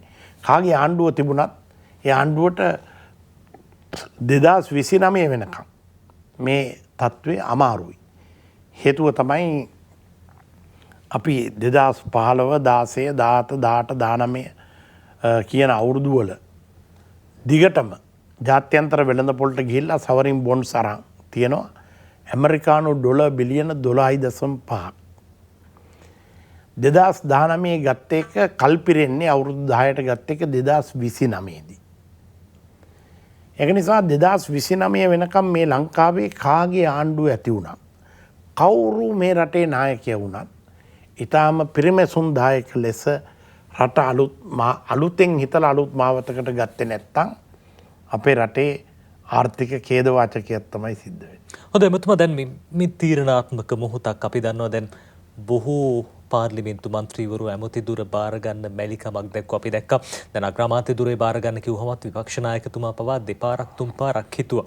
මේක බාර ගන්නවද නැද්ද කියලා. දැන් ඒ සියල්ල ASCII ඔබතුමා අමාත්‍ය දුර දෙකක් බාරගෙන ඉන්නේ. විෂයන් දෙකක් තිබෙනවා. ප්‍රවාහන හා මහා මාර්ග. වෙන වෙනම තිබුණා අමාරු විෂයන් තුනක්. මහා මාර්ග, ප්‍රවාහන, ජනසන්නිවේදන. අපි දන්නවනේ මේ ලෝකෙට ආපුවාම තව වැඩිම වෙසක් පොය දවස් කීයද පන්සල් යන්න පුළුවන් කියලා මම හොඳටම දන්නවා. ඉතින් ඒ නිසා මේ දවස් කීපය තුල රට වෙනුවෙන් යම් කිසි දෙයක් කරන්න පුළුවන් නම් ඒක මේ අමාරු වෙලාවෙදි තමයි කළ යුතු වෙන්නේ. බොහෝ දෙනෙක් කියන කාරණාව දැන් ඇමති දුරේ කොච්චර කාලයකට සීමා වේද කියලා කියන්න බෑ. ඒ අතරදී අභියෝගාත්මකයි. දැන් මේ ඇමති දුර බාර අරගෙන කරගන්න පුළුවන් වේද? රට ගොඩ දාන්න පුළුවන් වේද? මේ ප්‍රශ්න තියෙනවා. හැමදේම අභියෝගාත්මකනේ. එදා ඊටාම නිරායුධ අවිහිංසක හොඳම മന്ത്രിවරේ පාර්ලිමේන්තුවේ අපි ළඟ හිටියා. දැන් සිකුරාද වෙනකොට එතුමගේ ශෝක යෝජනාව වෙන්නේ. එමෙ තමයි මේ මනුස්ස ජීවිතවල ස්වභාවය. මිනිස්සුට ගිනි තැබීම, මැරීම, ප්‍රචණ්ඩත්වය ඊටාම පහසුයි. ජීවත් කරවීම අමාරුයි. හැම එකක්ම කෙටි කාලීනයි. කෙටි කාලයක් තුල අපමාදෝ අමත පදං කියලා බුදුරජාණන් වහන්සේ දේශනා කළා තියෙන එකෙන් ප්‍රමාද වෙන්නේ නැතුව මොනවා හරි දෙයක් කරන්න ඕනේ. අස්ථාවර තමයි. අස්ථාවර ලෝකේ ස්ථාවර දේවල් කරන්න බෑ. කරන්න පුළුවන් දෙයක් කරන්න ඕනේ. හොඳයි එමතුමාර රටේ ජනතාව කියන අවිනිශ්චිතයි දැන් හෙට දවසේ මොන වගේ තත්ත්වයක් වෙයිද කියලා දන්නේ නැහැ. හැබැයි මේ තත්ත්වෙන් ගොඩ එන්න ඕනේ. ඔබතුමන් ඇතුළු රජයට පැහැදිලි සැලැස්මක් තියනවද මේ ප්‍රශ්න වලින් ගොඩ එන්න සහ ජනතාවට විශ්වාසයක් තියාගන්න පුළුවන් දායි කලින් තිබ්බ තැනටම යන්න පුළුවන් වෙයි කියලා. ජනතාව ඉතින් මෝඩ තැන් වල හිටියොත් නම් ඉතින් කරන්න දෙයක් නැහැ. ජනතාව තේරුම් ගන්න ඕනේ මේ දැන් අපි එක කාලයක් කිව්වනේ ලෝක වෙළඳපොලේ මිල වැඩි වෙනකොට වැඩි වෙන්න නම් අඩු වෙනකොට අඩු වෙන්න නම් ලංකාවට ආණ්ඩු තිබිලා වැඩක් තියනවාද? ලෝක වෙළඳපොලේ ප්ලග් එක ගහලා තියෙනවා. මේ ප්ලග් එක ගැලෙව්වාම ඔක්කොම වෙන ඔයගේ අදහස් තියාගෙන රටක් ගොඩ ගන්න බෑ. මොකද හේතුව ලෝක වෙළඳපොලේ තෙල් මිල වැඩි වෙනවා නම් අපිට තෙල් කඳුලක්වත් හදන්නත් බැරි නම් තෙල් නැතුව මුකුත් කරන්න බැරි නම් තෙල් ඒ පවතින මිලට අපි කැමති වුණත් අකමැති වුණත් ගේන්න ඕනේ. ප්ලග් එක ගලවන්න බෑ. මුළු ලෝකෙම ප්ලග් වලින් ගැට ගැහිලා තියෙන්නේ. ඉතින් ඒක සඳහා තම නැනපමණින් හිතන්නේ නැතුව හිතෙනවට වඩා වැඩිපුර යමක් හිතලා පෙනෙනවට වඩා වැඩිපුර යමක් දැකලා ඇසෙනවට වඩා වැඩිපුර යමක් අහලා අලුතෙන් අපි කල්පනා කරොත් අපිට මේ වැරදුන තැන් මොනවද? ඒ වැරදුන තැන් නිවැරදි කරගෙන අපි ශක්තිමත්ව රටක් ලෙස ඒකාවන්ව බැඳිලා වැඩ කළොත් මේ ප්‍රශ්නෙට තියෙන එක උත්තරය වැඩ කිරීම විතරයි. ඒක සිංගප්පූරුවේ මුදල් අමාත්‍යවරයෙක් වරක් ප්‍රකාශ කළා.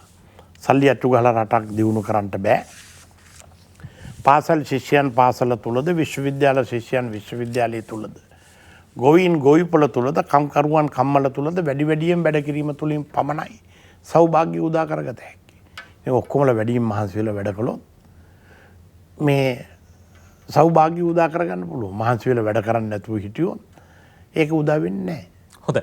ඔය සියල්ල අවසානයේ දැන් ඔබතුමන් ජනමාධ්‍ය අමාත්‍යතුමන් ජනමාධ්‍යයට වැඩි වගකීමක් තියෙනවා. අපි දැක්ක යුද්ධ කාලේ ජනතාවගේ අපි කියනවා මේ උත්ප්‍රේරණයක් ලබා දුන්නේ ජනතාවගේ මනස හැදුවේ ජනමාධ්‍ය අවිවාදෙන් පිළිගන්න ඕනේ. දැන් මේ තියෙන අර්බුදෙන් ගොඩ එන ජනමාධ්‍යයේ වගකීම මොකක්ද එමතුමා? ජනමාධ්‍ය ප්‍රධානින් ගැඳවල මම වැඳලා ඉල්ලා සිටියේ. අනේ වෛරය හා ප්‍රචණ්ඩත්වය නම් වපුරන්න එපා. මොකද වෛරය හා ප්‍රචණ්ඩත්වයේ තුල අපි කවුරුත් ඒවැ ගොදුරු බවට පත් වෙනවා මිසක් අපිට කවදාක්වත් සැනසීමක් ලැබෙන්නේ නැහැ. වෛරයෙන් මුසපත් කරවීම තුල නොදන්නා වූ ජනතාවක් සත්‍යයෙන් පුළුවන් තරම් දැනුවත් කරන්න ජනමාධ්‍ය කටයුතු කරනවා නම් ලෝකයේ පවතින තත්ත්වයන් මහ පොළොවේ පවතින යථාර්ථයන් ආණ්ඩුවකට කළ හැකි දේ කළ නොහැකි දේ අපිට කරන්න පුළුවන් දේ නොහැකි දේ පිළිබඳ මේ ජනමාධ්‍ය විසින් මහා ජාතික වගකීමක් යුතුකම රට නිවන්න රට සුවපත් කරන්න මිනිස්සුන්ට කුමන ජාතියකට ආගමකට කුලයකට දේශපාලනයකට අයිති වුණත් ඔහුට බයෙන් හා සැකෙන් තොරව ජීවත් වෙන්න පුළුවන් වටපිටාවක් හදන්න ජනමාධ්‍යයේ තියෙන කාර්යභාරය නම් අතිවිශාලයි. ඒක නිසා මාධ්‍ය කරුවෙක් සෑම විටකම කරුණාබරිත දයාන්විත හදවතක් නැත්තම් සතුන් ලෙස හැසිරෙන තත්ත්වයන් නිර්මාණය කරන්නට උත්සාහ දරනවා නම් ඒක මං හිතන්නේ නැහැ ලෝකයේ දියුණු රටවල් වල තියෙන තත්ත්වයකට අපිට යන්න තියෙන ප්‍රධාන බාධාවක් වෙනවා ඒක. ඒ නිසා තමයි අපි ප්‍රබුද්ධ සත්‍යගරුක ප්‍රබුද්ධ මාධ්‍ය සංස්කෘතියක් ඇති කර ගැනීම සඳහා අපි හැමෝම මහන්සි වෙලා වැඩ කළ යුතුයි කියන එක තමයි මගේ විශ්වාසය. ඉතින් ඒ සඳහා අපි ආදර්ශයක් දෙන්න රාජ්‍ය මාධ්‍ය ප්‍රධානීන් සියල්ල සමග සාකච්ඡා කළා. ස්වාධීන රූපවාහිනී සේවය, ජාතික රූපවාහිනිය, ගුවන් විදුලි සංස්ථාව මේවා රටේ නිවුන ප්‍රබුද්ධ දේ ජනතාව අතරට ගෙන යාම සඳහා මඟ පෙන්වීමක් කරන්න තමයි මං බලන්නේ. අපි කවදාක්වත් මාධ්‍යයට විරුද්ධව මාධ්‍යකරුවන් ඝාතනය කරන්න, ඔවුන්ට බනින්න, ඔවුන් හිරේ විලංගුවේ දාන්න වෛරයෙන් කවදාක්වත් අපි කටයුතු කරලා නැහැ. අර ජනමාධ්‍ය ස්වාධීනත්වය කියන දේ මතුමා දැන් බොහෝ දෙනෙක් බලන් ඉන්න ජනමාධ්‍යවේදීන් වැසක් ඉන්නවා. ස්වාධීනත්වය සුරකින විදිහට කටයුතු කරන්න පමණට වඩා වැඩි ස්වාධීන වෙලානේ තියෙන්නේ. ඕනේ කෙනෙක්ට මේ දැන් ගෝඨාභය රාජපක්ෂ ජනාධිපතිතුමා ජනාධිපති ධුරයට පත්වීමෙන් පසු ඉතා විශාල ලෙස එතුමාටම කොතරම් අපහසු උපහාස මේවා කළත් එතුමාගේ එහෙම මාධ්‍ය මර්ධනයක් කවදාවත් ගිහිල්ලා නැහැනේ. මාධ්‍ය මර්ධනයක් නෙමෙයි දැන් මේ කිසිම මිනිස්සෙකුට තමන්ගේ නිවසට ළඟට ඇවිල්ලා මේ තමන්ව මැරීම සඳහා කියලා සටන් කරපු අයටවත් මේ මොනවත් කරේ නැහැනේ. ඒක ඉතින් මේ රටට ගැලපෙනවද කියන එක නැවත සිතා බලන්න ඕනේ. අපි මාධ්‍ය නිදහස ගරු කරන, මනුස්සත්වය ගරු කරන, මිනිස්කමට පළවෙනි ස්ථානය දෙන තත්ත්වයක් ඇතිවීම තමයි රටට වැදගත් වෙන්නේ. මොකද අපි මේවා හුඟක් අත්විඳලා තියෙනවනේ මීට පෙර. මාධ්‍ය සංස්කෘතිය වල අපි දැකලා තියෙනවා. අපි පාර්ලිමේන්තුවේ ඉන්නකොට නියෝජ්‍ය කතානායක ලෙස ගාමිණී පොන්සේක මැතිතුමා ඉන්නකොට රිචාඩ් සොයිස මාධ්‍යවේදියාගේ නිවසට ඇවිල්ලා රජයෙන් උස්සගෙන ගිහිල්ලා රජයේ හෙලිකොප්ටරයෙන් මරලා ඒ ගල් ගැට ගාලා මූදර දාලා මිනි පාවෙලා එන ඒවා පිළිබඳ අපි වාද විවාද කරලා තියෙනවා. මම රිචාඩ් සොයිස ඝාතනය පිළිබඳ චිත්‍රපටියක් හදන්න මූරත් කරලත් ඒ ඝාතනය පිළිබඳ කොටස පසුගිය රජයේ සමය යටතේ ඒක පටිගත කිරීම තහනම් කළා. ඉතින් එහෙම තිබුණ යුග අපි හුඟක් පහු කරලා තියෙනවා. හොඳයි. අර ඔබතුමා කියපු දේ ඇතුලේ දැන් වක්‍රාකාරයෙන් පහුගිය කාලේ ඇතිවෙච්ච සිදුවීම් වලටත් ජනමාධ්‍ය බලපෑමක් තිබ්බද එමත්තුමා ඔබතුමා සඳහන් කළා වෛරී ප්‍රකාශ ඇති වෙන විදිහට වාර්තාකරණය කරන්න එපා කියන කාරණාව. දැන් මේ තුලින් දැන් අපිට පැහැදිලි වෙන්නේ ජනමාධ්‍ය හේතු උනාද? අවශ්‍යම තිබුණා කියලා. අවශ්‍යම තිබුණා. ඒ නොවිය යුතු තත්ත්වය මම හිතනවා ඒක හැමෝටම දරුවන් මේ ඉන්න දෙමව්පියන්ට එහෙම නැත්නම් ඥාති හිත මිත්‍රාදීන් ඉන්න අයට මනුෂ්‍යත්වයේ තියෙන අයට ආපහු හැරිලා බැලුවොත් ඒ සමාජයේ පහළතරේ ඉන්න කොටස් තුල වෛරය ඇති කළොත් කොතනින් ඒ කෙලවර වෙනවද කියන එක හිතා ගන්න බෑ. ඔවුන්ට බලා ඉන්න දේ පිළිබඳ ඔවුන්ට sannivedanaya වෙන දේ පිළිබඳ වෛරයක් ඇති වෙන ලෙස වාර්තාකරණය නොකළ යුතුයි කියලා තමයි මම පුද්ගලිකව විශ්වාස කරන්නේ. ප්‍රචණ්ඩත්වයට විරුද්ධ කෙනෙක් ලෙසත් සත් සමාජයක් දකින්න ආස කරන කෙනෙක් ලෙසත් මම හිතන්නේ. හොඳයි. ඔය අතරේ මුතුමා දැන් 21 වෙනි ආණ්ඩු ක්‍රම ව්‍යවස්ථා සංශෝධනයේ පනත් කෙටුම්පත දැන් මේ දිනවල වැඩිපුරම කතා වෙන තවත් මාතෘකාවක් ඊයේ දවසේ කැබිනට් මණ්ඩලයේ ඉදිරිපත් කළා. දැන් ඊළඟ කැබිනට් මණ්ඩලයේදී සාකච්ඡා කරලා අවසන් තීන්දුවකට එළවෙනවා කියලා සඳහන් වෙනවා. කෙසේ වෙතත් ආණ්ඩු පක්ෂය ඇතැම් පිරිස් කැමති නැද්ද 21 ගේනවට? ආණ්ඩු පක්ෂයේ ඕනෙම මේ පාර්ලිමේන්තුව තුලත් විවිධ මතධර්ම ගොඩක් ඉන්නවනේ. එනිසා එක මතයක් තියන අය නෑ. ආණ්ඩු ක්‍රම ව්‍යවස්ථාව වගේ දෙයක් වෙනස් වෙනකොට ඒ පිළිබඳ විවිධ මතිමතාන්තර රාශියක් තියෙනවා. ඒ අතර එකඟතාවයක් ඇති වෙන්න තමයි විජේදාස රාජපක්ෂ අධිකරණ ඇමතුමා ජනාධිපතිතුමාගේ අවශ්‍ය ඉල්ලීම මත සකස් කළා. ඒ අනිත් දේශපාලන පක්ෂ නායකයන් සමග සාකච්ඡා කරලා සංශෝධන වගේක් සමග ඉදිරිපත් කරලා තියෙනවා. ඒ පිළිබඳ සාකච්ඡාවක් ඉදිරියේදී ඇති වෙනවා. හොඳයි. ඔබතුමාගේ පෞද්ගලික මතය දැන් මේ 21 වෙනි කෙටුම්පත පිළිබඳව යෝජනා ගණනාවක් තියෙනවා. කොමිෂන් සභාව පිළිබඳව ද්විත්වපූර්ව වැසිභාවයේ ප්‍රධාන සාධකයක් බවට පත් වෙලා තියෙනවා. ඒ අතරේදී දැන් ජනාධිපතිවරයා සතු බලතල මේ සියල්ල පිළිබඳව කතා වෙනවා. ආණ්ඩුවක කැබිනට් ඇමතිවරයෙක්ගේ පුද්ගලික මතය වැදගත් වෙන්නේ නැහැ. මොකද කැබිනට් ඇමතිවරයෙක් සාමූහික වගකීම යටතේ ක්‍රියා කළ යුතු වෙනවා. ඒ අනුව පුද්ගලික මත ඊට වඩා බරපතල ලෙස වෙනස් නම් එතෙන්දී අපි කැබිනට් මණ්ඩලයෙන් ඉවත් වෙන්න ඕනේ. ඒක තමයි කැබිනට් සම්ප්‍රදාය. හොඳයි. ඔය අතර දැන් විපක්ෂයෙන් අපි දැක්ක මේ සමගි ජන බලවේගයේ පාර්ශවයෙන් සඳහන් කරන විධායක ජනාධිපති දුරේ අහෝසි කිරීමක් පිළිබඳව දැන් කැබිනට් මණ්ඩලය ඇමතුමා කොයි වගේ මතයක්ද තියෙන්නේ? දැන් අපි දන්නවා විවිධ මත ඔබතුමන් සඳහන් කළ ආකාරයෙන් පවතිනවා. මේ සියලු මතයන්ට යටත්ව 21 සම්මත කරගන්නවා කියලා අමාත්‍ය විජේදාස රාජපක්ෂ මහත්මයා සඳහන් කළා. තිබ 21 ඇත්තටම සම්මත කරගන්න පුළුවන් තත්ත්වයක් තියෙයිද? බොහෝ විට මම හිතනවා සම්මත කරගන්න පුළුවන් වෙයි කියලා. හොඳයි. ඔය අතරේ මතුමා දැන් සාධනීය කාරණා ගණනාවක් තියෙනවා. දැන් පොහොර ප්‍රශ්නය ගැටලුවක් බවට පත් වුණා ගොවින්ට. ඒ අතරේදී ඉන්ධන, තෙල් අර්බුද, ගෑස් අර්බුද මේ සියල්ලන්ගෙන්ම ජනතාව පීඩා විඳින මොහොතක්. ඔය අතරේ සංවර්ධන කටයුතු ඔබතුමන්ගේ විශේෂ ක්ෂේත්‍රයේ මහා මාර්ග, ඒ වගේම ප්‍රවාහන මේ දේවල් ගත්තාම දැන් මහා මාර්ගවල ඉතිහාසය පිළිබඳව කතා කරනකොට අධිවේගී මාර්ගවල මතුම අපි දැක්ක ඔබතුමන්ලගේ කලින් පාලන අවධියේදී මහින්ද රාජපක්ෂ ජනාධිපතිතුමන්ගේ සමයේදී ඒ කාලේ වෙන් කරපු මුදලටත් වඩා වැඩියෙන් ඊට පස්සේ යහපාලන සමයේදී මහා මාර්ග නැත්නම් අධිවේගී මාර්ගයේ දිනුවා කියලා චෝදනාවක් තිබ්බ. දැන් ඔබතුමන් විශේෂ බහර අමාත්‍යවරයා මේ සංවර්ධන කටයුතු සිදුවිය යුතුමයි ජනතාවට පහසුවක් විදිහට කොටස් ගණනාවක් ඉදි කරන්න තියෙනවා. තවත් කොහොමද දැන් මේ ප්‍රගතිය මේ දවස්වල ඒ වැඩ කටයුතු සිද්ධ කරනවද? ඕනෑම ව්‍යාපෘතියක් සංවර්ධන ව්‍යාපෘති වල ස්වභාවය තමයි පළල් දෘෂ්ටියක් ඇති කරගත්තොත් අප්‍රමාදෝ අමතපදක්. පමා වෙන්නේ නැතුව ඒක කිරීමම පමණයි වාසිය. ඔබ දන්නවද ජයවර්ධන යුගයේදී මහවැලි ගඟ උතුරට හරවන්න ගිය මුදල කීයද? කෝටි 5000යි. මහවැලි ගඟ උතුරට හරවන්න කඩිනම් වැඩපිළිවෙලට ගිය කෝටි 5000යි. අපි මේ ජූලි මාසේ සවරින් බොන්ඩ් එකක් ගෙවන්න තියෙනවා බිලියන එකක්. බිලියන එකක් කියන්නේ මේ දවස්වල හැටියට කෝටි 36000ක්. දැන් අද තියෙන මිලහනුවේ කෝටි 36000ක්. දැන් මහවැලිය වගේ කීයක් හදන්න පුළුවන් මුදලක් දෙය තියෙන්නේ. ඒ කියන්නේ කිසිම ව්‍යාපෘතියක් කිසිම ආණ්ඩුවක් දැන් ඔබ ඒක හිතන්න ඕනේ පුද්ගලයෙක් විදියට.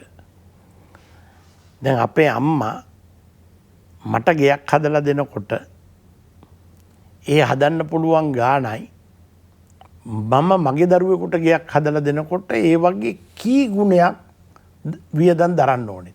හැම වෙලේම ලෝකේ ස්වභාවය එයයි. මලල්ගොඩ මහත්මයාගේ පොතේ ලියලා තියෙනවා SWRD බණ්ඩාරනායක මැතිතුමා 1956 මැතිවරණයට මුදල් වියදම් කරන්න මේ රොස්මිට් ප්ලේස් එකේ තිබුණ නිවස ඇතුළු ඉඩම රුපියල් 15000කට තමයි උගස් කරලා තියෙන්නේ.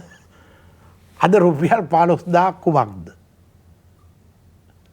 රුපියල් 15000කට මේ මෝටර රථයක අමතර කොටසක් ගන්න පුළුවන්. බෑ. මේක තමයි අපි හැමදාම මිල කියන්නේ. සෑම දවසෙම ඉඩම් වල මිල, නිවාස වල මිල, රත්තරන් වල මිල, රෙදි වල මිල, මැණික් වල මිල, භාණ්ඩ වල මිල වැඩි වෙනවා. ඒකන්ද මම තේරෙන භාෂාවෙන් ඉස්සර කියලා තියෙනවා. සක්‍රයාගේ පුතා වයිමාවත් බඩු මිල වැඩි වෙන එක නතර කරන්න බෑ කියලා. මේක තමයි ඇත්ත. හැබැයි ඒ ඇත්ත නීරසයි. බඩු මිල අඩු කරනවා කියනවනම් තමයි සතුටු. නමුත් ඒක ලෝකේ හැමදාම හැම දෙයකම වැඩි වෙනවා. එහෙම වැඩි වෙන්නේ නැත්තම් ලෝක ආර්ථික පවතින්නේ නැහැ. වැඩිවීමේ වේගය අඩු කරගන්න එක තමයි රජයකට තියෙන වගකීම. වැඩිවීමේ වේගය අඩු වෙනවා කියන්නේ උද්දමනය. ඉන්ෆ්ලේෂන් එක පාලනය කරගන්න ඕනේ තනි ඉලක්කමේ සංඛ්‍යාවක් විදියට. දැන් ඉලක්කම් දෙකේ සංඛ්‍යාව. යුරෝපේ මේ දවස්වල ආහාර උද්දමනය 12%ට වැඩි වෙලා. යුරෝපෙට දරා ගන්න බෑ ඒ ප්‍රමාණය. මොකද යුරෝපයේ සාමාන්‍යයෙන් මිල මට්ටම් ඉහළ යන්නේ දශම ගණන් වලින්. 100ට 1, 102 ඒ වගේ ගණන් වලින්. 12න් යනවා කියන්නේ ඒගොල්ලන්ට දරන්න බෑ. අපිට දැන් 140ක් විතර ගිහිල්ලා. ඉතින් මේ හැම දෙයකම මිල වැඩි වෙනවා. ඉතින් අද පාසලක් හදන මුදලින් 2030 පාසලක් හදන්න බෑ. අද පාලමක් හදන මුදලින් 2030 කවදාවත් පාලම හදන්න බෑ. අද ගෙයක් හදන මුදලින් දැන් හොඳම උදාහරණේ දැන් මේට ඉස්සෙල්ලා මේ ෆ්ලැට්ස් තියෙන්නේ මහල් නිවාස. ඔය දෙන්න පොරොන්දු වෙච්ච අයට දැන් ඒක හදලා ඒ ගන්නට දෙන්න බෑනේ. කොහොමද දෙන්නේ? දැන් සිමෙන්ති කොට්ටයක් කීයද? දැන් යකඩ කීයද? දැන් වාණි කීයද? දැන් මේ බාසුන් නැගි කුලිය කීයද? අත්වැඩකාරයා කුලිය කීයද? මේ හැමදේම වැඩි වෙනවා. ඉතින් මේක තමයි අපිට දරන්න බැරි ප්‍රමාණයට වැඩි වෙනකොට තමයි අපිට වේදනාව ඇති වෙන්නේ. ඉතින් අපි මේ මහ පොළොවේ යථාර්ථය පිළිබඳවත් අපි තේරුම් අරගෙන ඒ තත්වයන්ට මුහුණ දෙමින් ආදායම් වැඩි කරගන්නත් කරන්න තියෙන එක දෙයයි. බඩු මිල අඩු කරන්න බෑ. ඒ වැඩි වෙන බඩු මිලට වඩා වැඩියෙන් ආදායම් වැඩි කරගන්න අපි වැඩියෙන් වැඩ කරන්න ඕනේ. මම අර කලින් කිව්වා වගේ. වැඩ කිරීම පමණයි නිෂ්පාදන ක්‍රියාවලියට හවුල් වීම පමණයි ප්‍රශ්නෙට උත්තරේ. ඒකනේ බොහෝ බටහිර රටවල් වල ඔබගේ ඥාති හිත මිත්‍රාදීන් ඉන්නවනම් අහලා බලන්න හැම කෙනෙක්ම වගේ රස්සාවල් දෙකක් කරනවා. හුඟක් මහන්සි වෙනවා ජීවත් වෙන්න. ඔවුන් උදේ එක රැකියාවක් කරලා ඇවිල්ලා කෙටි වෙලාවක් නිදාගෙන ඉඳලා ආයිත් රාත්‍රියට තව රැකියාවකට යනවා බටහිර. අපි එළියේ හිතනවා බටහිර රටවල බොහොම සනීපෙට ජීවත් වෙනවා කියන්නේ අමාරුයි. හොඳ. අමුතුම අවසාන වශයෙන් දැන් අපි දන්නවා ඉදිරි සති 3 තීරණාත්මකයි කියලා සඳහන් වෙනවා. අතිශය දුෂ්කර කාල සීමාවක්. රටේ ජනතාව විදිහට මොකද්ද තියෙන වගකීම ජනතාවට? පිරිමැසුම්දායක ලෙස බොහොම ප්‍රවේශමින් දැන් ඒ දුෂ්කර වෙන්නේ අවශ්‍ය ගෑස් අවශ්‍ය ප්‍රමාණයට දෙන්න සම්පත් නැතිකම අවශ්‍ය තෙල් ඉන්ධන. අපි ඒ නිසා කාංචන විජේසේකර අමාත්‍යතුමා පොදු ප්‍රවාහණයට කෙසේ හෝ තෙල් ලබා දෙන්නේ. කියන්නේ බස් රථ, දුම්රිය එවැනි පොදු ප්‍රවාහණයට තමයි වැඩියෙන් ලබා දෙන්නේ. එතකොට පෞද්ගල ප්‍රවාහණය අපේ ගමන් බිමන් එහෙම ටිකක් අඩු කරන්න සිද්ධ වෙනවා. අපි දැක්ක බුදුමන් සඳහන් කළ තියෙනවා බැස්ටියන් මාවතට වෙනම ඉන්ධන පිරුම් හලක් හරි ලබා දෙන්න සූදානම් කියන කාරණාව. ඔව් එහෙම අපි ගමනාගමනයට අවශ්‍ය දැන් අපේ පුද්ගලික බස් රථවලටත් CTB ඩිපෝ වල තියෙන තෙල් වලින් ලබා ගන්න දෙන්න බලාපොරොත්තු වෙනවා. ඒක පොදු ප්‍රවාහණයට අයිති වෙනවනේ බස් රථේ, දුම්රිය. ඒ ටිකට අවශ්‍ය දැන් පාසල් දරුවන්ගේ බස් රථ ටිකට ඒකට අපි උත්සාහ දරනවා. උත්සාහයක් දරන්නේ. මොකද ඒක අපිට දැන් ගෑස් වලට සමහර දවසට ගෑස් නැති වෙනවා. එතකොට අපිට වෙන විකල්ප ලිප් දැන් අලුතෙන් නිර්මාණය කරන් තියෙනවා. පොල් කටු අඟුරු ලිප් තියෙනවා. වෙන දර කෑලි ටිකක් දාලා ලිප් තියෙනවා. එහෙම මිටියේ මිලත් ටිකක් වැඩි වෙලා මිල වැඩි වෙලා ඒ දැන් අපිට තමයි නගරාශ්‍රිතව තමයි ඒ දැනෙන්නේ. ගම්බදව නම් එයාට දර කෝට්ටු ටිකක් සොයා ගන්න පුළුවන්. ඉතින් අපි ඒ වගේ පිරිමැසුම් දායක ලෙස ප්‍රවේශමින් පිරිමැස්මෙන් කටයුතු කිරීම තමයි ආර්ථික අර්බුදයකදී වඩා වැදගත් වෙන්නේ. හොඳයි, ඔබතුමන්ගේ විශ්ලේෂණ වලට අනුව දැන් ඔබතුමන් අපි දන්නවා ආර්ථිකය පිළිබඳව ඉතාමත් සංවේදී චරිතයක්. එමුතුම අපිට මේ යන විදිහට ගියොත් මේ අර්බුදයෙන් ගොඩ එන්න හැකියාව තියෙනවද? ප්‍රශ්න වලට විසඳුම් තියෙනවද? අවශ්‍යයෙන්ම අපි විසඳුමක් හොයාගන්න ඕනේ. දැන් අපිට ණය ගෙවා ගන්න බැරි තත්ත්වය ඇවිල්ලා තියෙනවා. පුද්ගලයෙක් නම් කරන්නේ අපි ණය වෙලා දරුවන්ට කන්න දෙනවා, බොන්න දෙනවා, ඒගොල්ලෝ ඉල්ලන දේවල් සියල්ල දෙනවා. ඒ ණය ගෙවා ගන්න බැරුව තව ණයක් ගන්නවා. අරනුත් තාවත් එහෙම කරනවා. කළා බැරිම තැන දෙමව්පියෝ මේ මරණය ගැන වගකිව යුත්තේ නැත, මම්මයි වගකිව යුත්තේ කියලා සියදිවි නසා ගන්නවා. එහෙමනේ ණය ගෙවා ගන්න බැරි වෙච්චාම සාමාන්‍ය ලෝකයේ වෙන්නේ. ඉතින් රජයට එවැනි සියදිවි නසා ගැනීමක් කරන්න බෑ. ඒක නිසා ඒකට මූණ දෙන්න ඕනේ. ඒ තත්ත්වයේ ඇති වෙන අහිතකර ප්‍රතිඵල තියෙනවා. අපි ණය ගෙවන්නේ නැහැ කිව්වම තව ණය ගන්න බෑ. ඒක නිසා තමයි අර ප්‍රංශයේ එහෙම විශේෂඥ ශ්‍රමය අරගෙන ප්‍රතිව්‍යුහගත කළා. දැන් ලෝකේ අපි සමාජිකයේ ජාත්‍යන්තර මූල්‍ය අරමුදලේ බැලන්ස් ඔෆ් පේමන්ට් ගෙවුම් ශේෂය පිළිබඳ අර්බුදයක් ඇති වෙච්චාම අර්බුදයේ විසඳ ගන්න ජාත්‍යන්තර මූල්‍ය අරමුදල එන්න ඕනේ. ඒක තමයි ජාත්‍යන්තර මූල්‍ය අරමුදලට අනුවනේ අපි මේ ගිනුම් කරන ඒවා කරන්නේ. ඒවා ඔය දැන් සමහර දේශපාලන අයට තේරුම් නැතුවට ඒවට වෙනම සල්ලි ಜಾති නිකන් මවනවා IMF එක. ඒ වගේ එකක් තමයි SDR. Special Drawing Rights. විශේෂ හැරගැනුම් අයිතිවාසිකම්. ඒකේ දැන් ළඟදී දුන්න 700 ගණක් අපිට. ඒ දෙනවා කිව්වට ඒක මෙහෙම සල්ලියක් නෙමෙයි. ඒක අපේ ගිණුමට මූල්‍ය අරමුදලේ බැර වෙනවා. අපි කාට හරි දෙන්න තියෙනකොට අපේ එකට හර වෙනවා එයාගේ එකට බැර වෙනවා. SDR වලින් ගණදෙනු පිය වෙනවා. ඉතින් මේවා තාක්ෂණික කරුණු කාරණා. ඉතින් ඒවෙන් ඉතින් අපි ගොඩ එන්න ඕනේ අපිට පුළුවන්. දැන් අපි ආනයනය කරන දේ වෙනුවට පුළුවන් තරම් අපි හදාගත්තොත් ආනයන වියදම අඩු වෙනවා. අපනයන කරන්න පුළුවන් දේවල් පුළුවන් තරම් අපනයනය කළොත් මම අර කිව්වා වගේ තොරතුරු තාක්ෂණේ. අපි දැන් මේ සමහර අය බැන්න ලෝකයේ බොහෝ රටවල් වල ඖෂධයක් ලෙස කංශ වගා ගන්නවා. වගා කරොත් අපිට කෙටි කාලෙදී බොහොම පොඩි කාලයකදී ඒක කරලි වෙලා විදේශ වලට යවුවොත් නීතිමය බාධා ඉවත් කරලා බිලියන 2ක් විතර උපය ගන්න පුළුවන්. නමුත් අපි හිතන විදිය අනුව තමයි මේ ප්‍රශ්නේ ලෝකයේ අනිත් රටවල් තියෙනවා. ඊටම කෙටි කාලයක් තුලදී කැනඩා වගේ රටවල් ඇමරිකා එක්සත් ජනපදයේ එවන් නීතිගත කළාට පස්සේ ඒක අවුරුද්දකට බිලියන 48ක් විතර අපනයනය කළා සොයා ගන්නවා. ඉතින් ඒව ගැන විද්‍යාත්මක වශයෙන් තාක්ෂණික වශයෙන් දියුණු මනසකින් යුතුව බලන්න ඕනේ. මත්ද්‍රව්‍ය සඳහා නෙමෙයි වේදනානාශක ඖෂධයක් වශයෙන් අපනයනය කරන්න පුළුවන්ද කියලා. ඉතින් එහෙම හිතන්න අපි කැමති නැත්නම් අපිට ටිකක් අමාරුයි. ඉතින් එක් එක්කෙනා තම තම නැනපමණින් තමුන්ගේ සිතුම් පැතුම් ආකල්ප ජනවහර ධර්මතා අනුවනේ හිතන්නේ. නමුත් අපිට රටක් වශයෙන් හිතන්න වෙන්නේ. රටක් වශයෙන් තමයි ලෙඩුන්ට බෙහෙත් නැති වෙන්නේ. රටක් වශයෙන් තමයි උයන්න ගෑස් නැති වෙන්නේ. රටක් වශයෙන් තමයි දුවන්න තෙල් නැති වෙන්නේ. ඉතින් ඒ නිසා මේ ප්‍රශ්නෙට ජාතියක් වශයෙන් රටක් වශයෙන් විසඳුම් සොයා ගැනීමේ අමාරු කර්තව්‍යයට අපි හැමෝම උරු දුන්නොත් අපිට මේක දිනන්න පුළුවන්. හොඳයි. ඒ තමයි ඇමතුමාගේ අදහස. දැන් රටේ ජනතාව විදිහට ඔබටත් අපටත් අප හැම දෙනෙක්ටම වගකීමක් තියෙනවා. ඒ වගකීම හිතින් දරාගෙන මේ අර්බුදයට මුහුණ දීමයි කළ යුත්තේ. ඊටමත් ඉක්මනින් මේ අර්බුදය විසඳාගත් හැකි බව බොහෝ දෙනෙක් සඳහන් කරන කාරණාව ඉදිරිය තීරණාත්මකයි. මේ සති කිහිපය අපහසුයි. දැඩි අපහසුවකින් ගත කරන්නට ඔබට සිදුවේවි. හැබැයි අපහසුව දරාගෙන ඉදිරියට යා යුතුමයි.